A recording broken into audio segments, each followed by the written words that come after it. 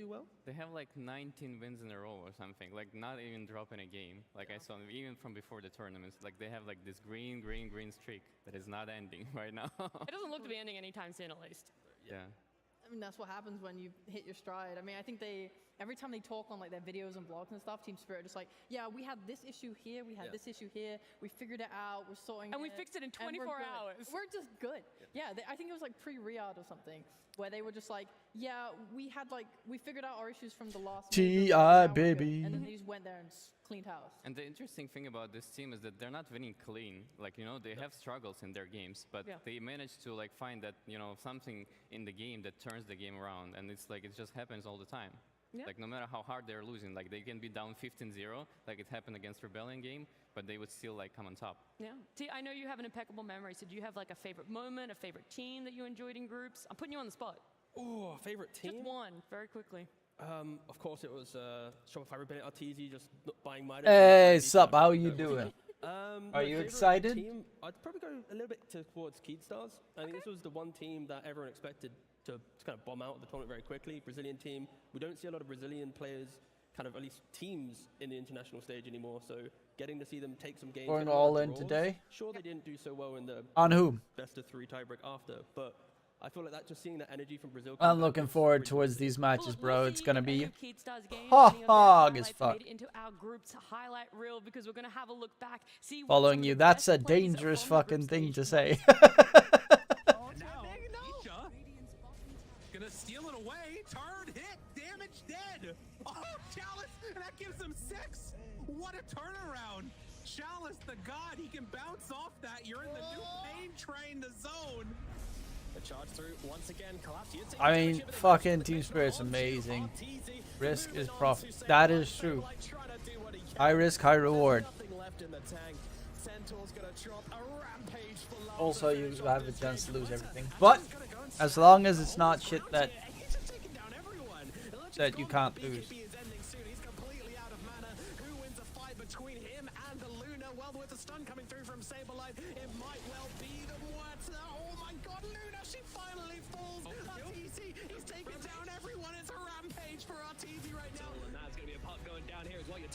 He's turning up to it. No, wants to try and make a fight. Oh, the overgrowth. It's a great overgrowth coming down. 3 of them just hugging empty. The bouncing blades going to rock. Oh my goodness. Well, it's on this. Could be in a ton of trouble. Jump forward, stun. Can they bring him down in time? Is there any save at all? No. And now they decide and commit to the fight. A catastrophe. Raspberry instead. Oh my god. Lol, he blew him up. Do they have enough damage to bring the rest of them down? Oh dear god. Entity have so many fucking games where they're doing so well and then they fuck up.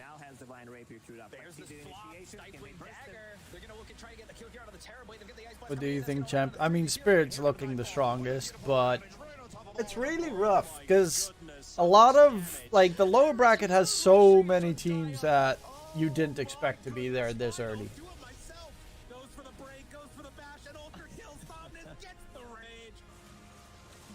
Why not LGD? I mean, LGD is great. Lou's been looking pretty impressive, which is nice. Okay, double. Oh my god, no! They burned through the ages! But it's just, you know, it's LGD. They're at TI. With Ame, they couldn't even manage to win TI. I mean, Shiro's amazing. I actually don't know. Nah, I definitely.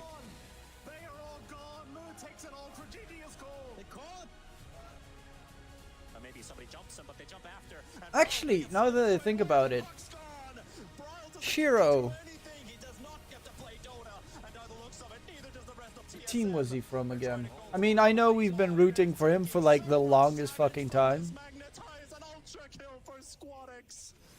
But I'm trying to figure out. Remember what fucking team he was from. That was the tormentor.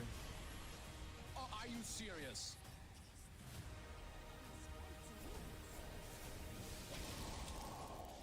Like some C-grade Chinese team, and then Ame retired, and then they picked him up.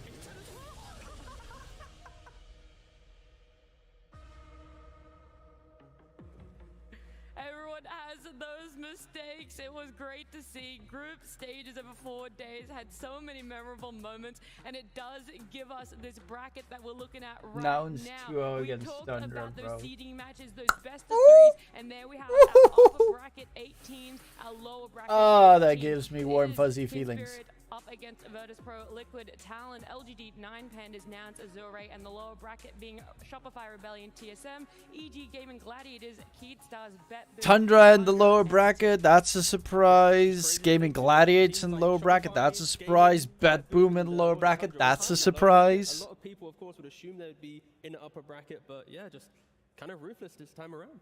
The name of these groups is Don't Mess with Tormentor. This is so funny. There were so many rampages in the groups as well. Like the I think whole. 4, I think? Yeah, I think it was 4 or 5 rampages. It was very cool to see. You know, there's going to be a player out there that has never died to a Tormentor in their life of playing Dota. So now they technically are better than some of the pros that we have here at the International. Do they have to have played a game since the map changes to qualify? Oh, no, for sure. that? Yeah, Okay. yeah. They've jumped in a couple games, but they've never died. They've never made such an obvious mistake. But yeah, they're doing good. Hey, it's hard, you know? I Those little have skelly boys died running to around, Tormentor, sometimes they do more definitely. damage than you anticipate, even to yourself from the More, I think Tormentor. twice. And you can't stop them. No. they want that Tormentor. Need to like Wraith Flyer Blaster Ancient, but there wasn't one. Oh, so Yeah. awkward. With the upper and the lower bracket sheet, the way it played out, we obviously talked about some of those those upset potentials that we saw in the bottom lower bracket, but also those teams going into the upper bracket. The Nouns that we talked about, was there anyone else that either hit into, you were surprised they're in the upper bracket, or for me it's like Tundra, right? They made it to lower bracket and they got to pick their opponent. Yeah, I mean, what can you do? I mean, stuff happens. I think they don't look as dominating as they have in the past. Obviously, they had like roster change, and that just can upset the balance of things within the team and your strategies and your plans. I and mean, what you deal roster with, and that's change, something you have to deal with. sure, I mean, obviously it's but- disappointing to see Nouns in the upper bracket, given what everyone expected, but they also are. I mean, they proving it. played with finally found Saxa, who Sable. was This just is a team where, really let's struggling. say, Not like one of the dream player-wise, teams, but I remember think them health-wise showing up and playing, such. Like tier 1 teams, and they were actually owning them in the early game. I remember being like, wow, they're going to win games. Like, they're actually going to like destroy. And then they would throw every time. They choked so hard. Unbelievable. They learn how to not throw. Exactly. Then they went to the Bali Major and they did better. They took more game wins than they did from Dream League, and they looked good again. But once again, they kind of choked like the important series and then went out. And now they're here. Now they're actually taking series where it matters. They're taking their upper bracket. They're finishing games out. They're really looking so much better. Like, they're reaching the potential that they've shown throughout the year. They found that stability for themselves. Also, T, I realized we were talking about Tormentors, we were looking at those highlights, but there are some people out there that might be tuning in to the Road to the International, not having watched any Dota in the previous year. They might not know what changes have happened, and thank goodness we have the perfect person to explain all of those changes, everything you might not know in the past year of Dota. It's Purge. Hey everybody, how's it going? Yeah, there have been some changes to the game. We got a huge patch about 6 months ago that made the map bigger. Let's take a look at the game footage here. This is the old mini map that we're looking at, and after a couple seconds here, it's going to expand. So what we got to see is a big increase of area. This is a generic line, but basically this space in the center was the old map. Now there's a bunch of stuff on the outside. So let's go through these one by one to talk about what changed. Here's the twin gates on the left here. These were added on 2 sides of the map here. They're both they allow you to teleport through them after a 3-second period, so it's a very easy way to get from one safe lane to the other. So you're going to see a lot more supports rotating to gank carries without having to lose their teleports to do so. That increases the map play. Roshan's also got a new home here.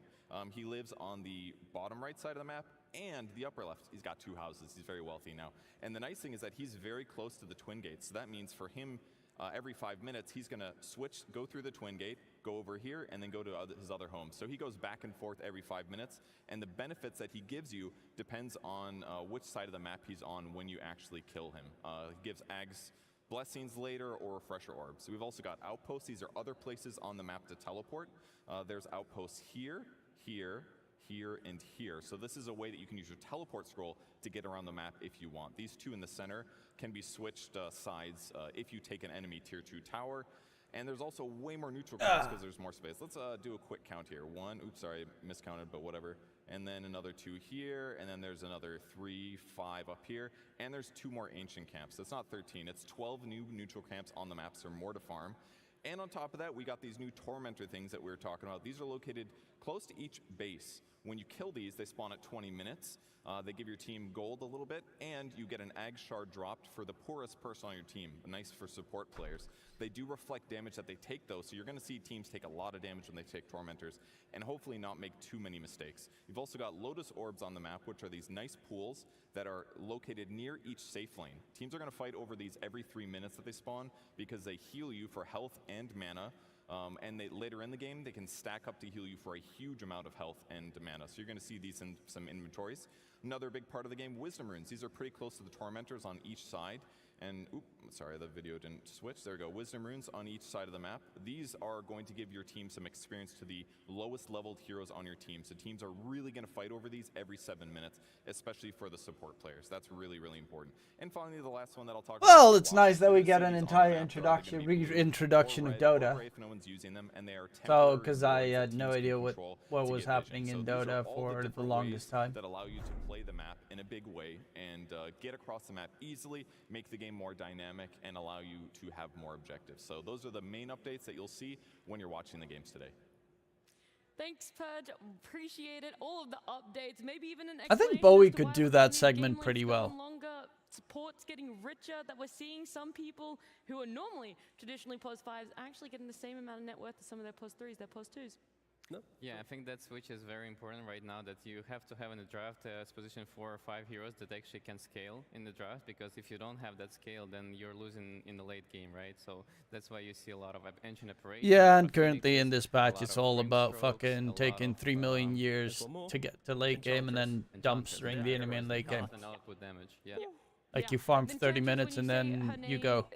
One team, one player in particular comes to mind. We're going to be seeing him playing today as well. So let's pull up our schedule. The person I'm talking about is obviously Maposhka. He's had an amazing performance on the Enchantress already throughout group stages. And we're going to be seeing him first team up. They're going to be playing against Virtus Pro, Liquid, Talon, LGD 9 Pandas, Nouns, and Azure. It is all upper bracket games today. No one is being eliminated in our Friday, in our day 1 of the road to the international playoffs. So even if there is a loss, it's not pure heartbreak, okay? You can still be in the run here for the Aegis, but out of those 4, Sheep, which one stands out? Where you like, oh, we could get some spicy 3-game battles. LG Liquid against Talon? It's kind of a boring answer, but like Liquid Talon have played each other like 100 million times this year. Yep. So it's kind of that exact number. Exactly. Yeah. I want to see how it plays out again. Probably not so fun for those teams, but I think Talon are excited about it, right? These guys like beat Gaming, and it's like, you beat Gaming, you beat the guys that won all 3 majors. They're like, yeah, we don't care. We only care about getting back to Liquid because we want to fight them again. Like, that's so funny to me. I'm excited for that matchup. Yeah, but the thing about Liquid, the only one team that could stop them was Gaming Gladiators, and they're in the lower bracket, so there's no stopping for the upper bracket finals for them. Yeah, Liquid kind of happy with that one for themselves. It is going to be a great matchup when we get to it. T, do you have one? I'm probably going to go with like LGD 9 Pandas. I think both of these regions have kind of struggled throughout the year, even last TI. So getting some China or Eastern Europe kind of further into the tournament. And I think LGD was also, there's a lot of pressure on them. They go from Will there be VP taking any games for off of Spirit? Of the org still sits. So even though the majority of it has switched over to newer players, you're just like, okay, but it's LGD, you know? You still got the Zhao 8 as your coach. Like, yeah, he's still there, just kind of looming in the corner. Like, he expects to get to the grand finals, expects to get there. And so far, it feels like they're on the track to get there. So yeah, I kind of like to see if they can kind of continue that run. Yeah. Do you have faith in I don't know if I'd say that they're LGD, finalists. this roster could be the one to make it towards the end. I think they're in a better form right now than ever, and obviously, like, they have a pretty good chance because they faced already Ramses and and Solo many times before, and they came up on top every time. I'm pretty excited what's gonna happen this year around, but I'm gonna be rooting for Nouns in today's matches. I think it's gonna be very good to see how they're gonna do in the booth. True. Because it's a very big challenge for them, I think. That's true. You already mentioned before that sometimes it's a bit of a buff to be in front of a crowd. For some people, you can draw on that energy, and other people, it's almost too much energy to take in all at once. I think it's going to be another clean series for them when we do get to it. It's kind of whack that Eastern Europe in the upper bracket takes on Eastern Europe and TSM versus Shopify in the lower. Get the job done, boys. For sure. I'm just rooting for these guys because they bring me like the joy when I'm looking how they're playing, and like this K1, the unique heroes that they're picking, like offlane in which Doctor initiated from anybody else except David. So. I mean, it helps that they're playing the last series because they can come in early, maybe series 2 or 3, sit in the corner of the crowd, hear the crowd. Oh, I thought you were going to say they get to keep on that gamer schedule. You know, I know some of the. True. Also, if you suddenly go from playing 2 in the morning to no, but yeah, I feel like if they come in early, absorb kind of the atmosphere, see what it's like. Of course, the booth will change everything, but I feel like they should be in a relatively good spot to not be so TI type of vibe. I know that our first matchup is Team Spirit and Virtus Pro, and we'll get into that one a little bit more, but just looking from the outside, Sheep, how do you expect that one to play out? Okay, well, fine, I'll say it, guys. I think Team Spirit are favored to win. Oh, really? I think they have Who would have good expected? results, and they look a little bit stronger than Virtus Pro. A little bit. I know they were also actually wanted VP to be the ones that won their match to face them, I think.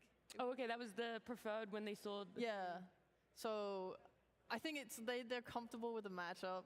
Oh, I they've knew played you'd that say fucking but I'm matchup gonna say 50 that times. VP are looking like a team that feel the meta right now and feel the heroes that are really powerful right now, and they know how to play them well. And they also, like, from the previous games I've seen, like, they know how to drag the game longer, and they're like playing the same way the Team Spirit is playing, so they're pretty similar in terms of that. But I think VP even like have better understanding of the meta heroes. Do you think the 4-day break is going to be a hindrance to any teams that might have lost momentum? Because VP had that rough start, they built it up for themselves. Any other team playing today that sort of sits in that cacategory too? Did you claim Yeah, I the think free 4-day evil break within will- from the Epic teams that are Games suddenly Store? in their stride. I did now not. their strats are going to be picked apart a little bit more, like these Spirit Breakers, these Bristlebacks. It's like, oh, wait, we can counter this hero. We shouldn't be so afraid. So I think that's going to hurt some Is it teams. still and, available? Like VP, they've never beat Spirit in the entire year. The Do I organization still have hasn't beat Epic Spirit Game for- Launcher on my Some of PC? them. Yeah, but that's not a series. Yeah, I do. I'm not going to go home. Mom, I won a game today. No, it doesn't matter. You're not I'd be progressing. proud. Yeah, no. But no, she's not. But no, yeah. So I think for VP at least, this 4-day break is going to help them a lot. And we hear the horn. The horn. The horn. Do you guys know what that means then? What does it mean, Nat? Can you tell me? Well, it does Megas? mean we're hearing the horn. We are excited to get our day started. We've done enough talking about everything They're that's also already giving happened in the road the to evil the international. So within let's 2 open next this week. show. Oh, Let's cool. have our That's first kind of game. neat. Let's start our Nightbanders upper can beat bracket LGD coming matches. from a China fan. I think so as well, but honestly, It is a beacon, sounding a call to Ooh. greatness that echoes worldwide. to me, Lou has been looking really good, and that was the one that I was struggling with to really see if they will gel. And a celebration, gathering a community of millions to witness history unfold. It is the International, the final proving ground, where the world's finest Dota teams assemble to face each other in the ultimate test. Each challenger has earned this honor through hard-fought. Do you mean matchups they round made it and through round. group stage, won that matchup that they had both in the upper bracket now? Some more than others. But the favorites and underdogs all know the road to the Aegis defies all prediction. And anyone can carve a new legacy here. The Aegis of Champions returns to Seattle, and with it the eyes of the world. 16 teams compete for ultimate glory. Only one can seize immortality. Who will emerge victorious? The battle begins.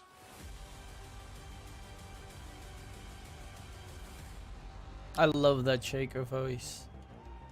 Every team has the potential here. The road to the international. I don't know if We're Gaben's probably starting there, Today, the vibes are electric, Sheep. but he probably I am only will come. feeling it. The crowd is filling up.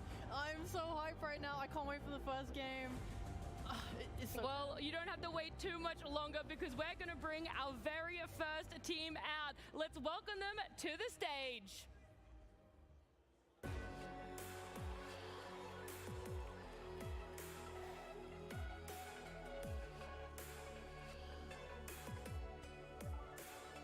Where is that evil within?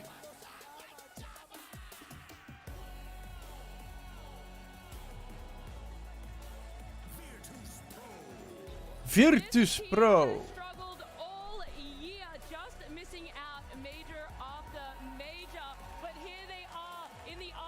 Eben don't even bother to show up in freaking Seattle. I mean, Valve headquarters is in Seattle. Well, he's definitely going to be... I don't think he's going to be here. I think he's going to be here finals weekend, so next week. An opponent that we're going to welcome to the stage now.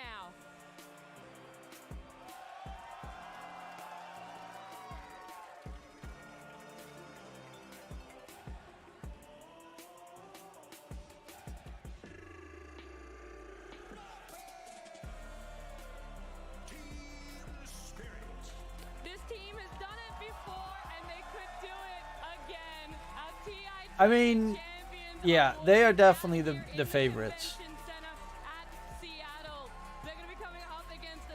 Spirit are without a doubt the favorites. They went undefeated. They went undefeated in their best of 3 for the seeding, and they're the favorites. They got glass boots? Bro, what? What is this? This... They didn't have that in Singapore. Because throughout the entire year, they have Darp had the best Eridesu. of Virtus Pro. Virtus Pro has lived in the shadows of all the other Eastern European teams. They finished 4th every single time. They have been like one series away from getting to a major, but they've just never been good enough. But to be in the upper bracket, to be against a team that they've, you know, probably scrimmed throughout the entire year, this is like the nicest moment for them. Like they can finally seek revenge over the teams that have just kept them away from this international stage. Look, that could be the advantage. It could be the disadvantage. They're all weird players. Hey, they have 2 Ilias in the team.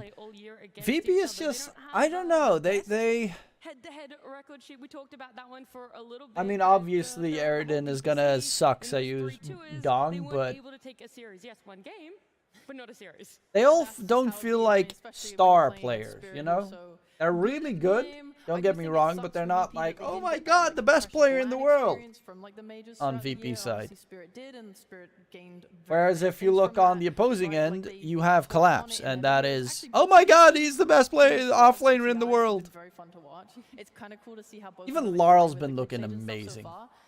But yeah, like Team Spirit early on in the year, we're like, we want to fix up our early game. We want to play more aggressive. Then they play more of these tournaments. They're like, okay, we go to Berlin. We feel like we had a really bad hero pool. We weren't happy with that. They moved to Bali. They're like, again, we feel like our hero pool is lacking. We don't have strategies right now. So they keep moving. They keep improving. Then they get to Riyadh, where they're like, okay, we think we fixed this. And they destroy. And it really feels like they know exactly what their problems are. Whereas when I watched VP's vlogs a little bit more, they seem a little bit more like, oh, we're having miscommunication issues. We don't, like, stuff is just going wrong, and they're trying to fix it and patch it up as they go. Yeah, we saw Lal just on our screen before. That's one of the players I really want to highlight here in Team Spirit, because while Spirit did win TI-10, 4 of these players were a part of lifting that Aegis. Lal wasn't it. So he's the only one on this roster that wasn't a part of that winning TI-10 championship, but Yeah, but Larl's hero pool looks so nice right now. I'm so baffled at the fact that he actually is playing heroes I never expected from him. And that's what I love to see.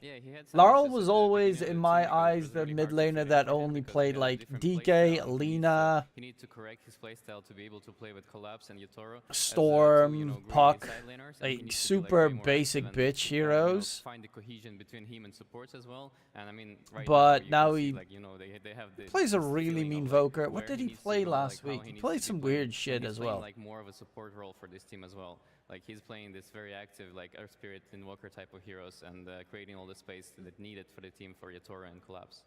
Being active doesn't necessarily mean sacrificial, though, T. He could still be, you know, a little bit greedy, just not in the farming way. Yeah, just got to have your presence on the map. That's kind of what Rezo's kind of hinting at. And for Lal as well, like he started his pro career playing against, or playing with one of his opponents, Noticed. You know, they started on VP Prodigy together, and then they, Noticed was a carry player back then. Then when the Huck joined the team, it was like Windstrike, and he pushed to offlane. So, you know, Lal, he's Windstrike, from the get-go against and his got opponent. So schooled that's hard a bit by of rivalry. FaZe. Again, the boosts are so close. Maybe he does give him a little wave mid-game, but you know, it's quite a wholesome series as well. Yeah, they were... I mean, that's kind of to be expected. Is it though? Betboom lost to Complexity. I don't even know how the fuck Betboom is that far in the tournament. Come up against each other, Lal, and Noticed in the upper bracket. FaZe. If you want to talk about captains, though, FNG It's kind has been around like if FaZe actually plays to where the fuck they're supposed to play, they are coming up against an opponent. god It's tier. a tough captain to compare yourself to. Yeah, so I think for both of these players, they are kind of hallmark Eastern European captains for FNG. 2015, when he was on VP again, that was his best run at TI, getting top 5. Since then, he struggled for nearly, 4 years in a row. Even though ENS is actually a pretty good team. He's had a bit of a struggle. But I also don't think ENS is like... I feel like ever since then, he's always been kind of chasing the glory. I mean, Sunpace is a great opper, without a doubt. Some fresh talent. Like, he's got so much experience to try and deal with. Snappy is normally had a really bad game, Jesus. But yeah, Sunpace is definitely star power. I think Snappy and Nerds are very good. Disha he's a solid player. Madden tends to disappoint me a bit. Is he the coach or is he the captain? I just completely was done with Dota for half a year. I wasn't playing, but then I came back and I finished. But it's the team is primarily Sunpace on the op. If he doesn't perform, the team's dead. They got 13 out. Pain inside, but then you still like keep going. I mean, you have a passion to the thing you're doing, and you want to be like one of the best at it. And the key thing with that graphic we just saw was just Maposhka. I'd say as a 5 right now, he is a little bit more scaling. Like 13. I'm getting. Like Tusk as well. Like these supports. Anubis is a rough map to play. Like Anubis, I think, is the biggest snowball bullshit map in the game. Knowing that your 5 can pack a punch in the team fight and not just be like. Did they play? You've done nothing. Yeah, they won 12 rounds in a row on the T side on FaZe. That's Anubis. Anubis is really, especially with in CS2, Peaker's advantage is bigger. You also have like the hitboxes for the head is bigger. So T sides are stronger in CS2 than compared to CSGO. And you have with the ping difference shenanigans, you know, server-wide ping, there's a slightly better Peaker's advantage. So Anubis is like a slaughter fest on CS2. It's very effective. I actually think we're going to see Team Spirit potentially ban it in the first phase because when they played against Shopify, they also banned the TA because I think the TA, especially on mid, works so nicely against LoL's heroes and just the tempo and playstyle of TA, it just seems to be really annoying for Team Spirit. So I would not be surprised if we see that hero banned out. Yeah. Let's go a little bit broader again because Virtus Pro, we talked about Notice, we talked about FNG. I know that you just mentioned Squad there, but Kiritich Squad, and I can never say his name, by the way, the POS 4. Sayu, it is? Sayush. Sayush. Is that actually how you say it? Sayush? Okay. It's because I swear I was getting it wrong. W is Sure. Sayush? Okay. Let's talk about them. This is their first TI appearance, okay? They've been able to get through qualifiers or attempt at qualifiers, make it quite high there, but not actually make it. So what team are you guys supporting for in general at TI right now? The teams that are still left. What team do you hope is gonna is your favorite team? I'm all in on that now strain. Challenging for them to play in the first, hopefully like FNG should be the one who's creating the atmosphere in that team, like along with their coach G. To like, guys, calm down. Like we're here to like prove nothing because we already like in the upper bracket. It's already good results for us. Just like play your best. Also tomorrow there's a qualifier to be played for Nightshade. So tomorrow we're gonna have. I'm gonna be casting. Well, watching Nightshade play some qualifiers. Maybe and FY, bro. Maybe and FY are gonna get fucked up by Gunner and Moo and K1 Kector. He sees their potential. He knows what they can do. They can own. He says I would have been such a huge supporter, such a huge supporter of Azure if they did not do. Have that weird shit going on at the Bali Major. This first series, we are ready to begin. So let's go. At the Bali Major, first it was Spirit versus Virtus Pro. Virtus Pro. Game 1. It was first. What was it again? Draft will be coming up on our screen very against soon. Nouns, where they had, the smoke bug thing, where they had the fight with Nouns, and then afterwards against Bedboom, where Pure got eliminated for being a moron.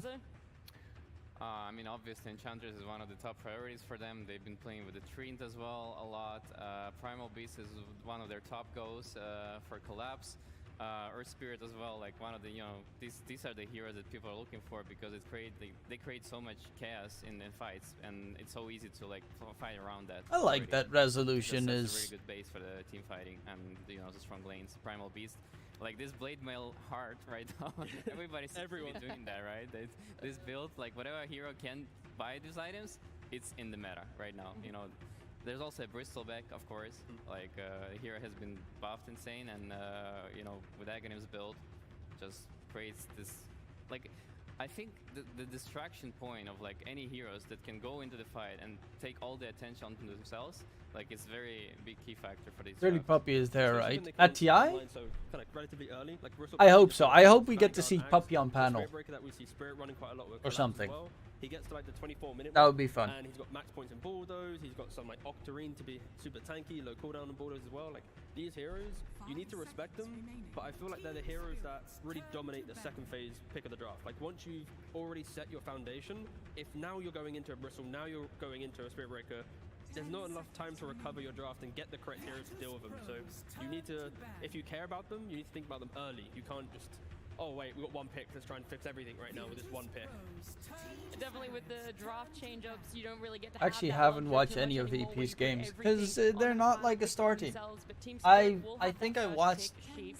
Where does the a bands bit fall for either when I side did the of the coin now on VP and Team Spirit?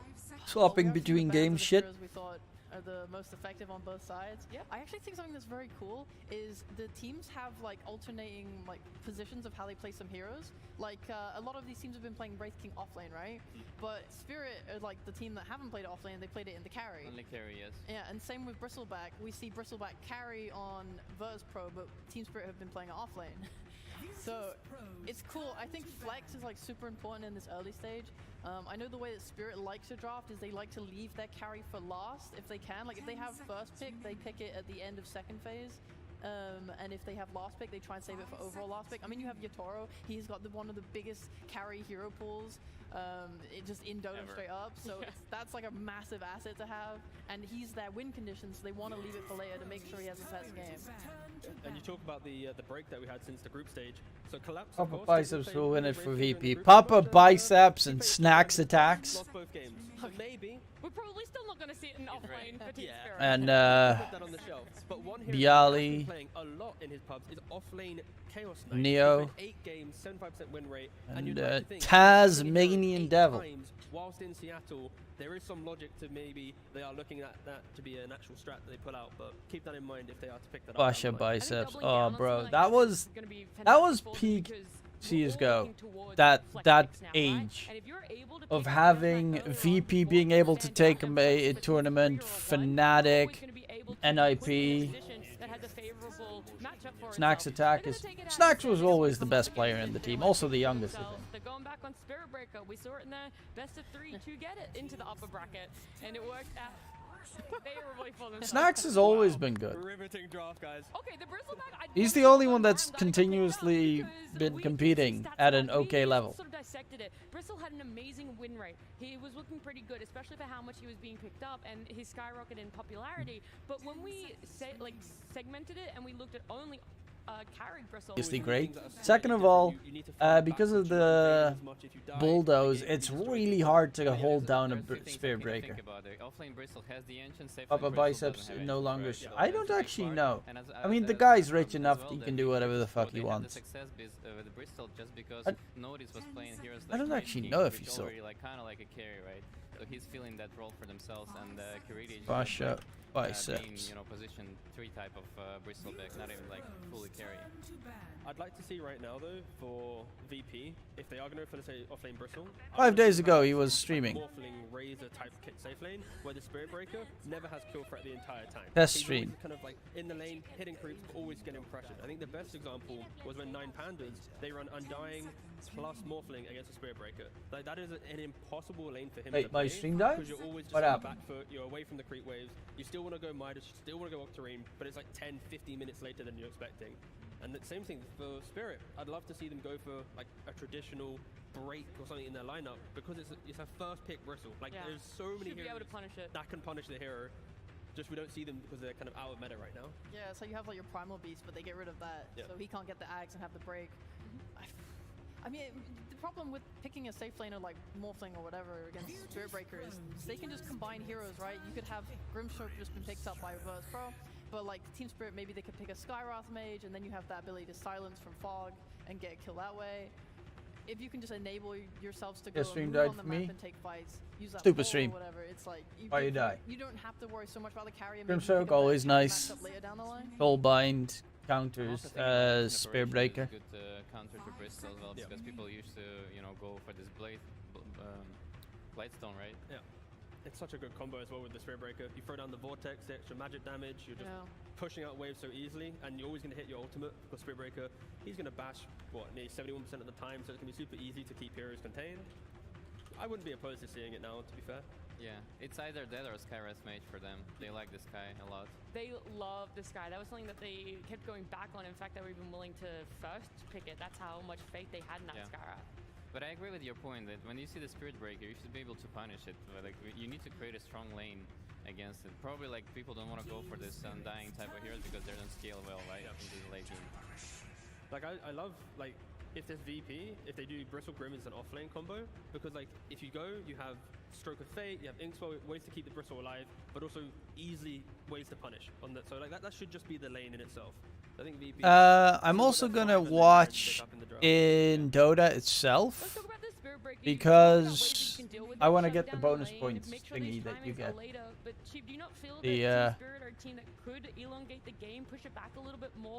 whatever the fuck it is. Like you can vote stuff, right? At the beginning, or don't they do that anymore for DI to get extra battle pass points? My personal opinion of Spirit Breaker is it's the most unga bunga easiest hero in Dota right now. So I don't personally think that shutting down his lane is like enough because his spells are just good. Yeah. Okay. And obviously you're gonna do more with this golden items. I think maybe VP, if they are able to shut down his lane, they can pick up something like, holy shit, they're drafting so Pugna fast Spectre. right now. Maybe they can pick up something like a Yules to help kill him in the mid game, but it doesn't seem like that's the thing they're going for. It looks like they're just going for a ball that is so hard to kill that Spirit Breaker cannot utilize pickoffs the way that they want to right now, right? You see Spirit Breaker, you see Hoodwink. These are two heroes that they can set up on side lanes. They're going to catch you, they're going to kill you, and they're not going to let you do that. They have a Pugner and a Bristle, and they're just going to go together. Yeah, the key thing here for VP is Spirit Breaker is very good at elongating the games because he just charges through the waves, keeps playing behind you.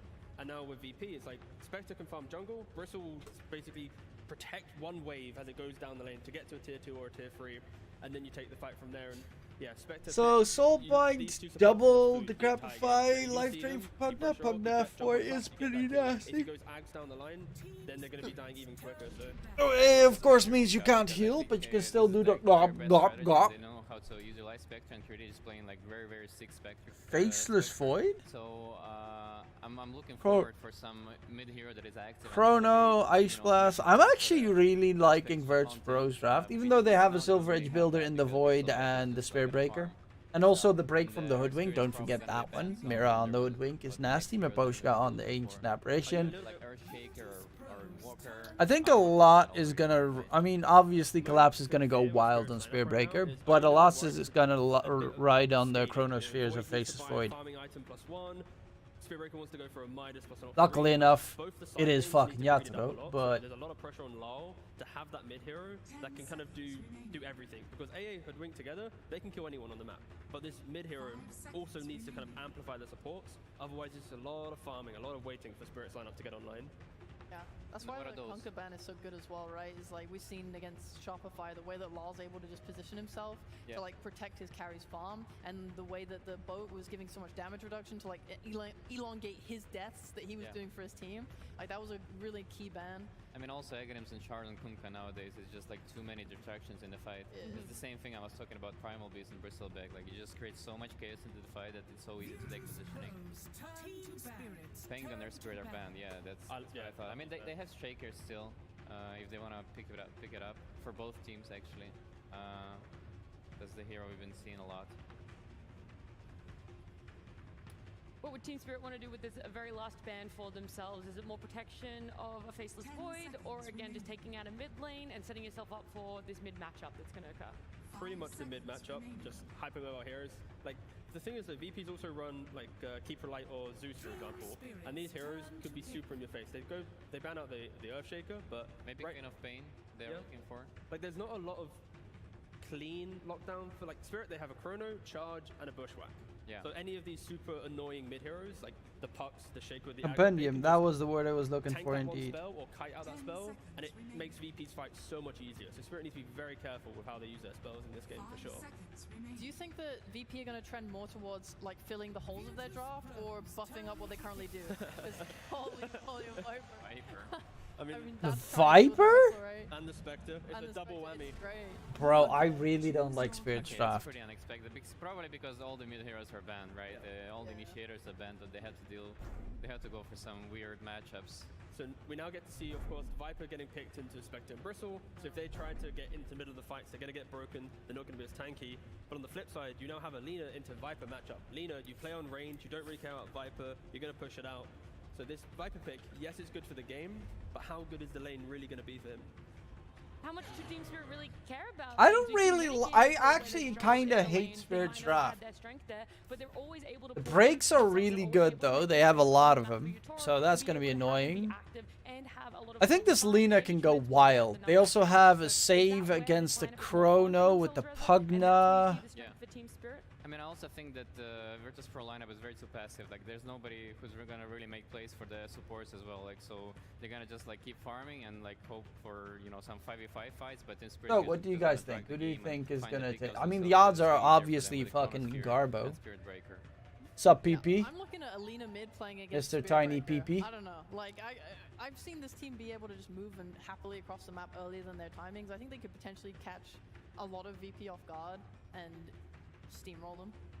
All right, so you reckon VP, they're going to be taking this step back. It's going to be Team passive, Spirit, trying to farm it obviously. up a lot. But And the when it odds does for come to Team that late Spirit game, are so Team god-awful has faith garbage in that it's not Virtus worth it. Pro. And VP's draft is Look at better. heroes. Do you Looking have? at just heroes. He doesn't. No. He doesn't have- I'm gonna I mean, speak. I feel like even if I ignore drafts, I'd lean Spirit for just the history of the year. But in draft speak, if you get past 35, 40 minutes against a Spirit Breaker, the game's going to be always so impossible for you to set up the perfect fight. And that's where, of course, whatever, I can't pronounce. I was trying to mispronounce it on purpose, but anyways. I think Spirit Breaker will always set up the perfect fight for Faceless Void. So I think the later part of the game, Spirit's good. But I think VP's got a really good shot to just be Worth what? super active. Placing a bet? Around 20-25 minutes. They just need to try and close down Spirit and don't let the Spirit Breaker just reign supreme. We are going to be jumping into the game very soon, but I assume then it's all unanimous on my panel. You guys are all very Team Spirit with their lineup here in Game 1. Pretty much. All right. Well, then it is time that we head on over to our casters. It's Lyrical and Trent. Thank you so much indeed, Nat, and Dota fans the world Player over. with Are the you most ready? We got some D-wards games by to start for you. We're gonna get 15 into it. minutes. Don't worry. Trent, I'm so I'm freaking gonna excited. say I it's can't wait. Maboshka, That Team player Spirit with the face-off highest against net worth by Virtus Pro. 25. The draft is going on. I feel like we're going to be going to like 80 minutes or something already out of the gate. It's definitely possible. Yatoro, probably team with the most terrifying kills at stat game shown during end. That whole draft was the GPM of collapse on that one Spirit Breaker game that he played so far. Spirit. 123. He actually Player with the OCS first triple Yatoro kill. on Troll Warlord. I mean, it doesn't seem Here, fair, teach. honestly. It's really not. He just It's charges all through over the place for me. waves, all the creeps die. He's just gathering gold all over the place. And yeah, Spirit Breaker, if it goes late, he doesn't really I mind won't it be as much. staying for Talon No, vs I mean, Liquid. you see Really? things like Aghanim Scepter, I place my Ocarina of bets Power on coming soccer out, all only of right this, now. like, incredible mobility. Ew. And as Purge talked about, Soccer? the bigger map, right? You've got more places to go. It can also mean that you're more separated from your allies, and suddenly there's more pickoffs that happen, and that can be the game-defining thing. That's true, it's true. But like the panel said, we got options here for Virtus Pro. Certainly the underdogs coming in this matchup, but classic thing, regional rivalry. You know, they know their opponents pretty well, so they got a little bit of history. Oh, yeah. Maybe they can do better against someone who's a little bit more favorited over them compared to someone coming from a different region. Right. They know these matchups. Some former teammates mixed in there as well. Oh, yeah. No, and I think, like, that's one of the things to watch for is now we've got this close setup. The team's right next to So each other. close. As we get into this game, Unpause comes out. We'll see if there are any big pop-offs or something. I want to see someone slam the glass. I hope they've been instructed that that's okay. We're going to have to check the structural integrity. Is it okay? Like, I'd are they say gonna so. break it? I don't know. Not sure what that is going to end up looking like. As heading out across the map, you can see that already Team Spirit set up on that top side of the river, smoking in, hoping to find somebody. Doesn't look like they're going to find any purchase there. But we did get that little crazy picks coming out at the end. It was the Viper into the Lina. The panel talked about it a little bit. Oh, I actually this is didn't a show little bit of a that. strange matchup. Is it just about the break? What are you seeing with this Viper pick? Oh, yeah, 100% the break. So I went for these votes. Wait, It's not can I just do the that Bristle on? either, right? Get a little extra value added in there for a couple of the heroes. No. So the Lina. Oh, I can do it here as Spectre in well. there, right? Wait, Passives that's are pretty wild. important. So that could be very helpful. But you know, I Seattle, went Maposhka. TI, it's been a while. It's been since TI7. Back in those Play with the days, highest Lina net Viper, worth. That, Oh, yeah. that was pretty common, right? That was a classic. Viper used to be kind of I the had Seattle TI, Yatoro so seeing this being with the matchup most here kills once at again, game very end. interesting. Ah, no, I'm too Close late. to each other. The crowd is hungry for blood as they I wanna didn't know see I who's could do gonna that get in up game. first, but Yatoro going to back away. Yeah, not on get taken stream. down. Actually, I my gotta- face is by the in way, the I wanna way. Shout out Oops. to whoever cheered in the crowd for that Observer Ward. D-Ward, well done. Yeah, that's the spirit that we're looking I'm for tiny. today. As Mira will be pushed back a little bit by Kiritich there. Watch any Rugby World Cup? Well, I as you can see, watched the a little players bit are of just getting Rugby comfortable World here Cup, by but not standing on really. their voice line. Absolutely. Wow. They're using them from all over, too. It's a Polaris voice line. That's pretty nice. They've invested heavily. Oh, yeah. Counts here, so yeah, it's all good. No surprises in terms of where anyone's going here. And, you know, I gotta say, during the draft, I was looking forward to a couple heroes, but they all got banned. Oh, yeah. You know, we didn't get to see the Enchanters from Aposhka with his 4 straight wins. Obviously, some quick respect there from Virtus Pro. Not gonna let him have it, and that puts him on the AA, as the panel called. Super solid, right? Especially when you pair it with this classic Yatoro Faceless Void. I mean, that really does feel like it's going to be the thing to watch for. In the later game engagements, obviously you've got the setups Chrono with Ice Spirit Blast. Breaker trying to start the fights, but it's going to be up to Yatoro to try and end them with that I Chrono. also really That like sets the up for shard rest of Team on Spirit's AA. The shard makes the hero kind of there, but yeah, Team Spirit useful. coming The in fact that you can get a undefeated free like throughout this entire event mini so stun far. on, well, Been looking just a really stun good. on enemies that you hit with Ice And Blast is pretty now big. A little bit of pressure there on the Sage. Not going to be able to do that much to this Pugna, who's so quick and annoying to play as. This little skeleton man. Yeah, he's super frustrating. I mean, even if AA has a decent pairing, sometimes the movement speed of a Pugna can actually still get out of PP any draft attempts looks at, like, a OP. cold feed or something. PP's So draft is for good, it's just but lots of poking and don't prodding back and forget forth. they have a break Then, in Redemption Sharpshooter. lane, you have Mira They on have a one of the break from most Viper. reliable They heroes have in these a days. Faceless But Void when and she a Spirit Breaker that are she both struggles Silver a Edge bit, builders. tends to have some So they have low runs, but, potentially players 4 that really breaks like Hoodwink, on they're big Spirit's fans. I side. mean, you can see And tier that's there, but good you're doing a little bit of against, spamming on the hero. And again, another hero well, that's gonna try and make use of the break Spectre against and Sharpshooter. Bristle. Well, and something that you always love to talk about, too, is the ability to run through those little twin gates there. I feel like Hoodwink is one of those that would love to be able to get active around that, like, 5-6 minute mark somewhere in that neighborhood. trying But to on make the some other hand, rotation you're and playing find a kill. Viper, It certainly never hurts, as Tree and Protector has shown us. which is wank. Gets a bash as he heads out of there. 17%. Slow, steady going, and at least at the early stages here, it does appear that things relatively even amongst the 2 safe lane heroes. At least at the moment, though, Viper is having a better time of it mid against the Lina. 5 denies already. Although Laurel, it's brought down very low. I might have spoken too soon there. Be careful here. 2 points in the Dragon Slave. Wants to keep that harass up. We'll hit one more time. The Dragon Slave adds a dot. It's just Corrosive weird. Skin. There you go. Apologies here. Oh, and look at that Stuck Laurel. in the past. He wanted to go over to pick up that rune, but a little bit scary to leave the wave and trying to look for a bash, not able to quite get one. The crowd is hungry for blood. I know, they're ready. They're so ready for this. There's the bash that he was waiting for. Get it at the worst time. I mean, hey, your Spectre hasn't died. 2 in a row. Oh, okay. Oh, be careful now. Okay, your Spectre hasn't died, and it's 3 minutes in. I feel like that's a win for a lot of support players. Oh, yeah.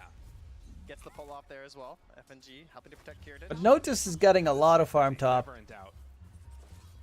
So far, Even so though it good, should not as be Laurel's gonna necessarily make the move actually to best. that bounty rune and moving into position. Sage going to try and take it away and gets there just in time. That hurts. The Viper wanted Ooh, that Laurel refill. is sad. Bad too, because like the Lina versus the Viper, this is the whole idea, right? You're trying to like whittle down the Viper, try and make them really dependable on resources. So support's coming through, getting rid of bounties, maybe getting rid of these river runes as well.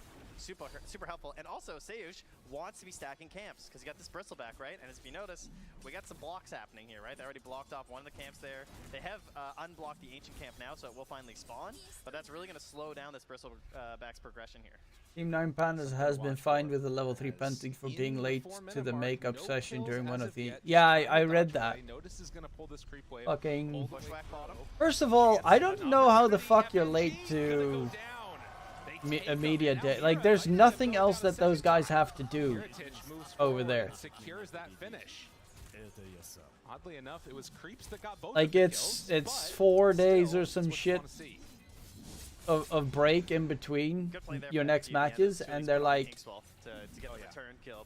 let's not get there in time. One thing that you're going to notice this game too is that Ancient Apparition and Hoodwink do share a similar capacity to amplify magic damage. I mean, it's weird that they get a draft penalty for that. That's just strange.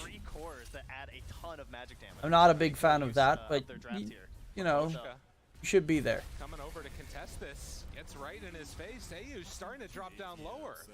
Says, fine, you want to battle, I'll battle you. They are getting very low and will need to run away. So Contest going in, wanting to shut down that farm that you're talking about from the Bristle. I mean, it's huge. That camp is still blocked out right now. And it's not going to despawn in time either. So it'll be the 6th minute spawn also going to be blocked. And that's huge for this Bristle. It's the whole point of offlane Bristle is like you want this backup here of these Ancients. Now that being said, he's also it's doing weird. Well Yeah. Right Oh yeah. 35 and Why did they have to press for the last hits denies? It's an I. Fucking I, bro. Learn your keys. Gets another bash onto Kiritich right as he comes into the lane. We'll have a few denies in his face though. I think it's I actually. As we're getting closer to the next. Oh no, I is buyback Y. It's Rune's incredibly important in this game. You've got a couple of heroes that would love to be able to pick him up, and Lina makes the move over. Maposhka is there. Light Strike Array to get a haste too. Not bad. Which one is it? Be Maposhka going down. Oh no, it's Q. No, it's not Q. A chance, Maposhka. You God. He was almost able to survive through that one. Did a sidestep behind the trees. It said it is going to be safe. Starting to drop down low. Still a haste rune on Squad X, and that's going to get. Oh, it's F. Oh yeah, of course. Blade I fucking knew that. takes down another. And of course, if you haven't checked out in a while, Laguna Blade, very interesting now, does give you some stacks of the Fiery Soul. So you might be wondering why sometimes these Linas are just going to fire it out. That's going to be why. Right. No, absolutely. Just get whatever kills you can with it at that point in time. Now mid lane, they're going to Magic go again, damage, it looks Lina. like, trying to find an opening onto Maposhka, forcing him back. And one more hit. Oh. 19 HP, just barely able to get out of that one.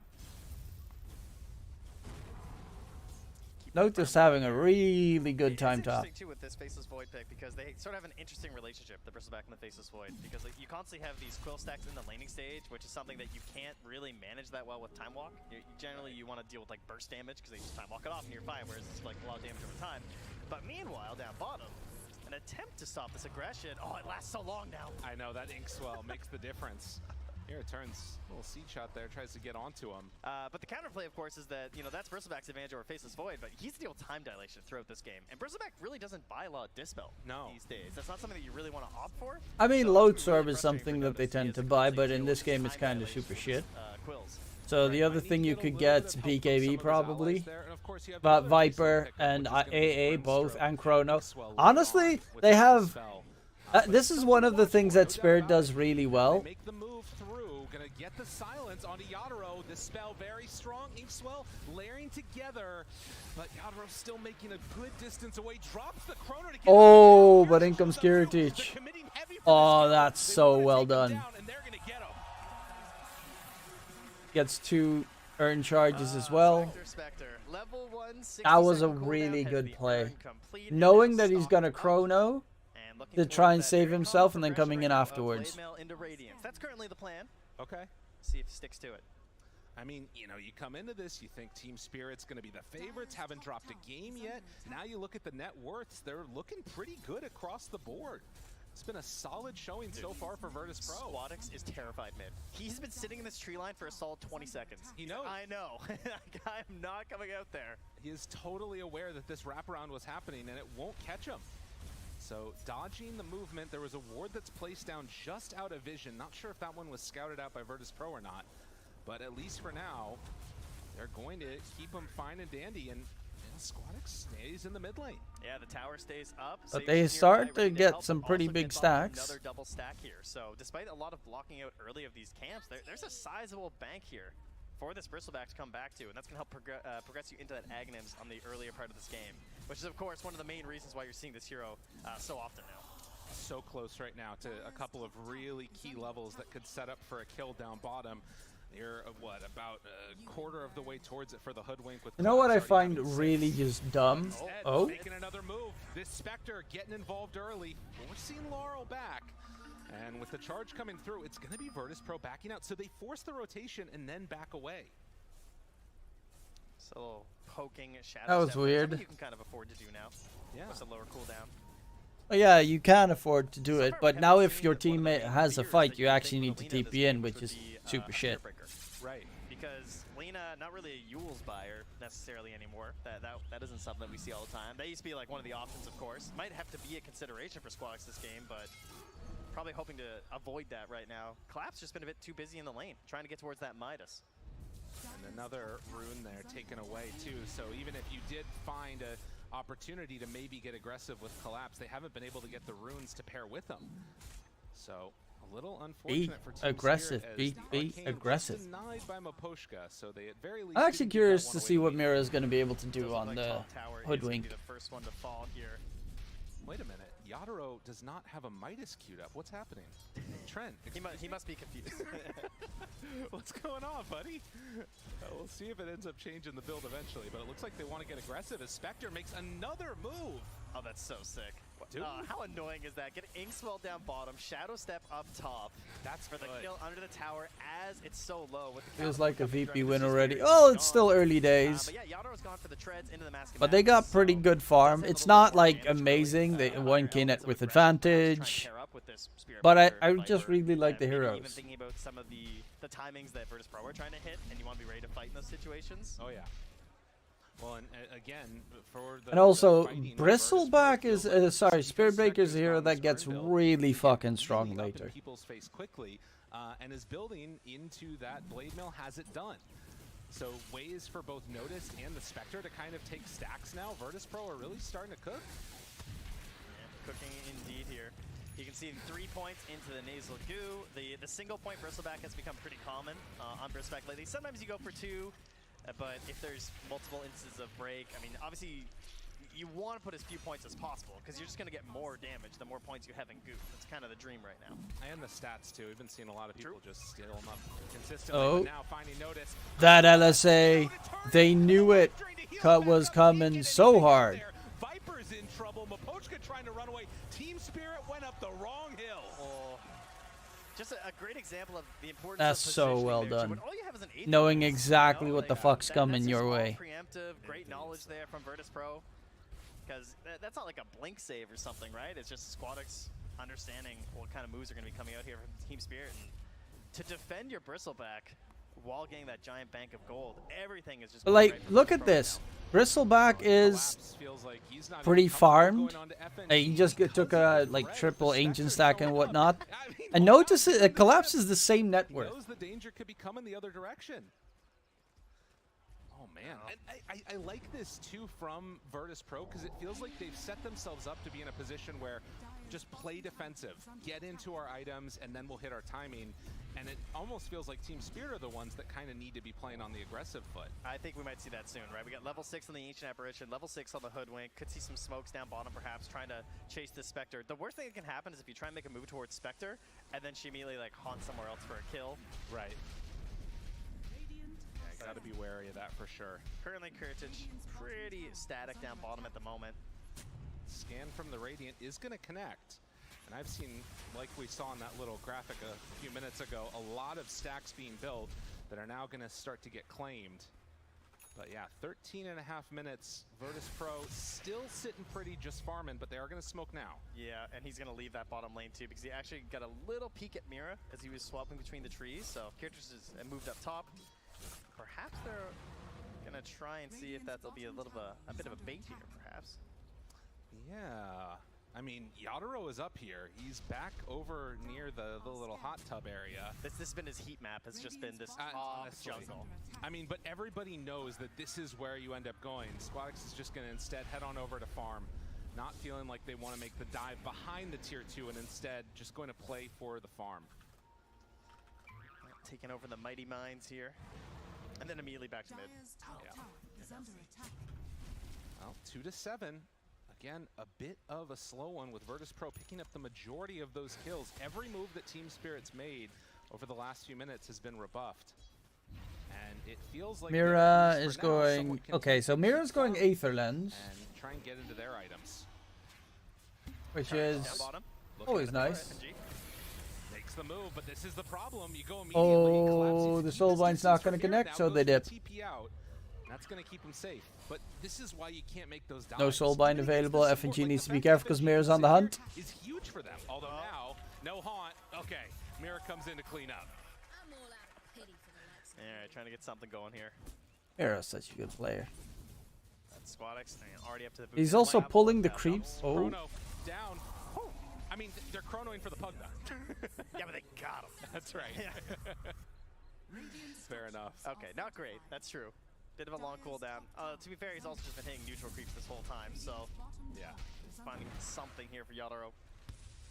And Squadix is currently looking towards that Yules as well, which makes sense, right? Yeah. Super solid versus Spirit Breaker, and just a quality item.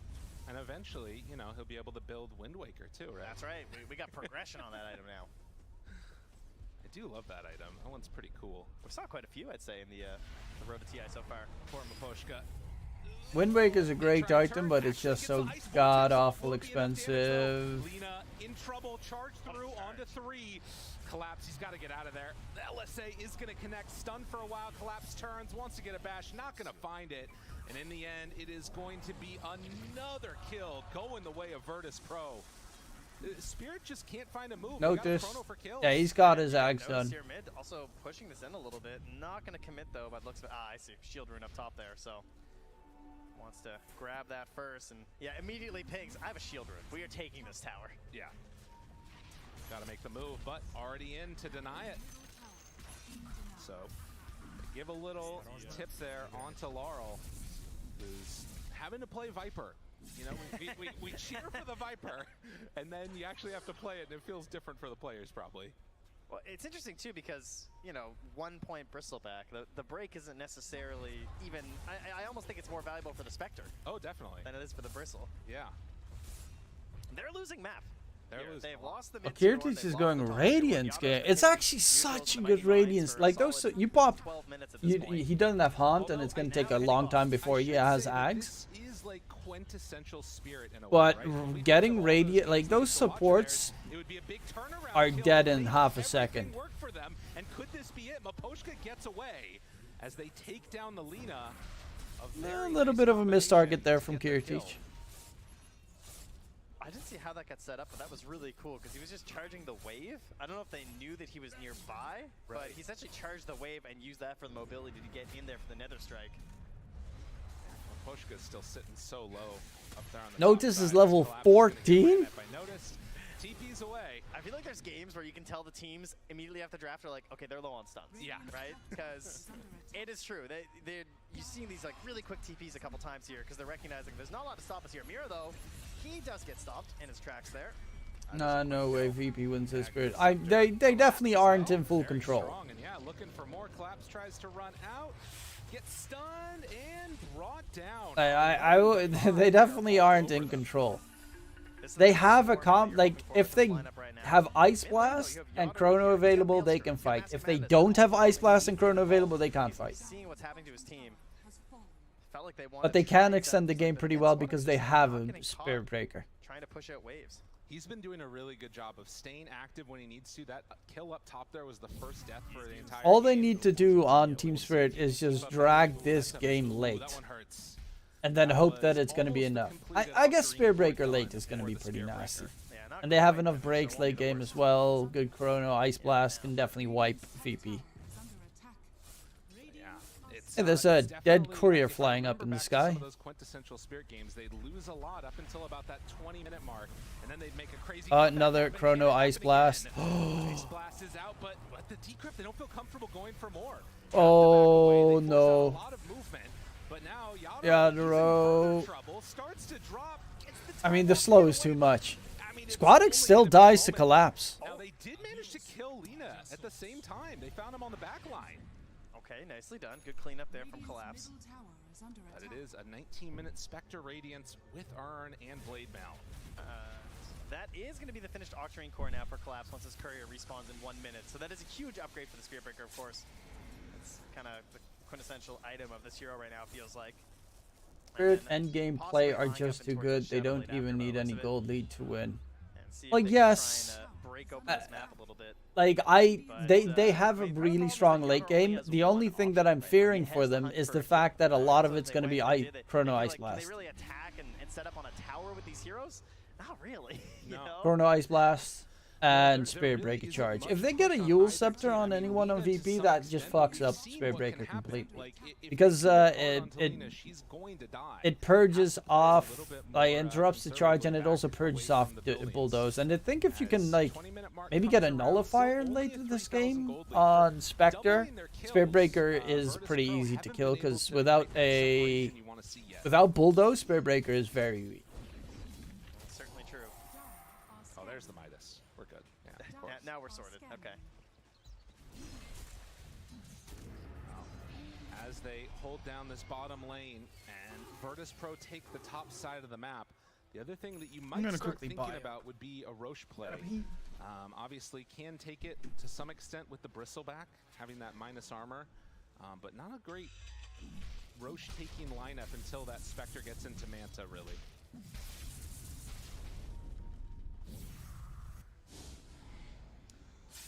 Not a whole lot of vision out on the map either for Virtus Pro. Might be something they're trying to fix right now. Not sure if they have some boards coming out. There's tons of vision currently for Team Spirit, which is really important for the Spirit Breaker, of course. Look at this. As soon as he shows up on the wave, and then Collapse is just sitting there, taunting as they go on him, realizing you can't actually go for that kill. And then they back away. Yeah, they barely tickled him. I mean, do you think that maybe if you're Team Spirit, you think about getting active when you know that Haunt is down, or is it just too low of cooldown? I think you might want to wait until they feel pressured to like go for towers or set up for Roche. Like, I wouldn't want to waste Chrono right now, is how I would think about it for Team Spirit, right? Like, if you could find a fight maybe near Roche, that could be worth it. I think they're definitely capable of taking it if they get a significant kill. But then you have to worry about things like, you know, is it going to be valuable enough for a buyback Shadow Step? Right. You know, could that create some serious issues for us? Collapse has also purchased up the planar pocket. Oh, wow. Like a straight up purchase early on, which I think, I don't know, maybe I'm I don't know if I've ever seen that. It's very interesting. Yeah. But the match resistance is just so ridiculous this game. Right. That's certainly the best reasoning for it. And of course, if you do catch the right spell, yeah, it is insanely valuable. But like when you're trying to get Shadowblade and stuff, that seems like a really heavy investment. It is. He has no hope of getting from the Tormentor, though. That is for sure. He is top of the board right now for Team Spirit. So. Right. Yeah, if you want it, you got to get it. I mean, I guess it is, like you said, just a crazy amount of magic resistance. Maposhka, no! Down bottom, they managed to find Maposhka, who Glimmer Cape's trying to escape.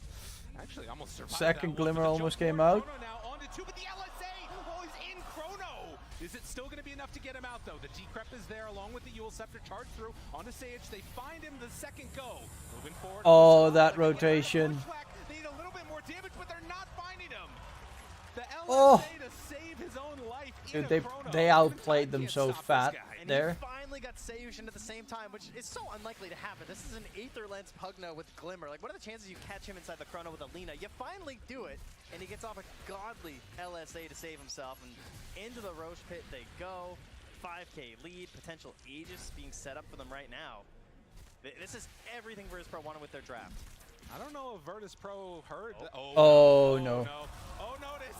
Roche is angry. He's coming for him. It's Spirit Breaker too. He's charging through. I think he's going to finish this one off. It's very close, and no damage. They take him down.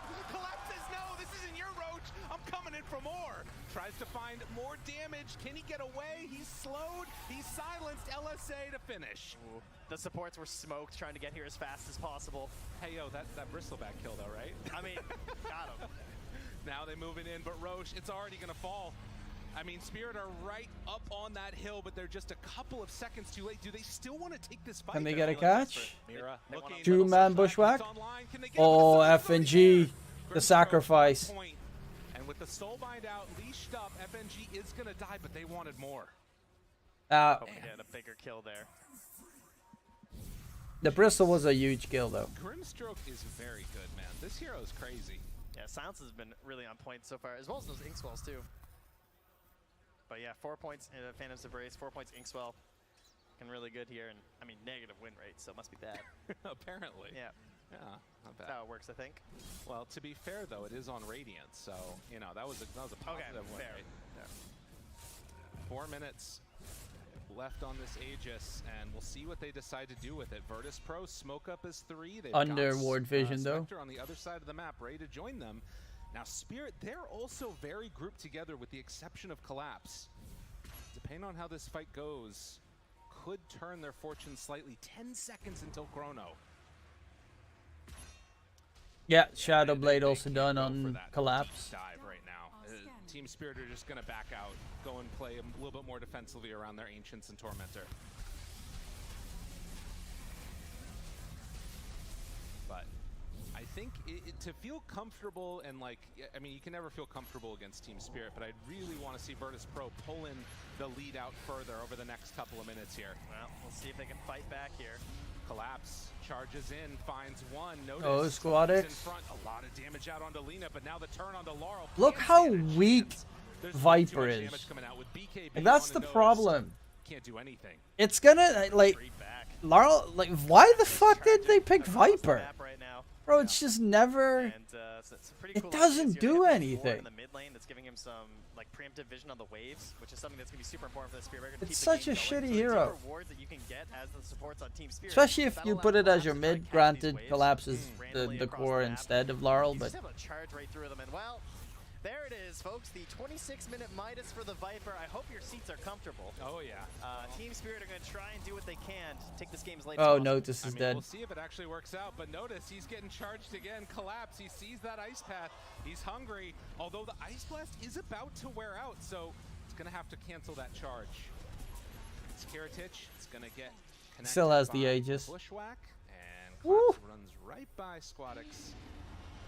As he is just going to head out across map. But yeah, I mean, you can see Laurel, like, obviously late Midas getting picked up for the Viper.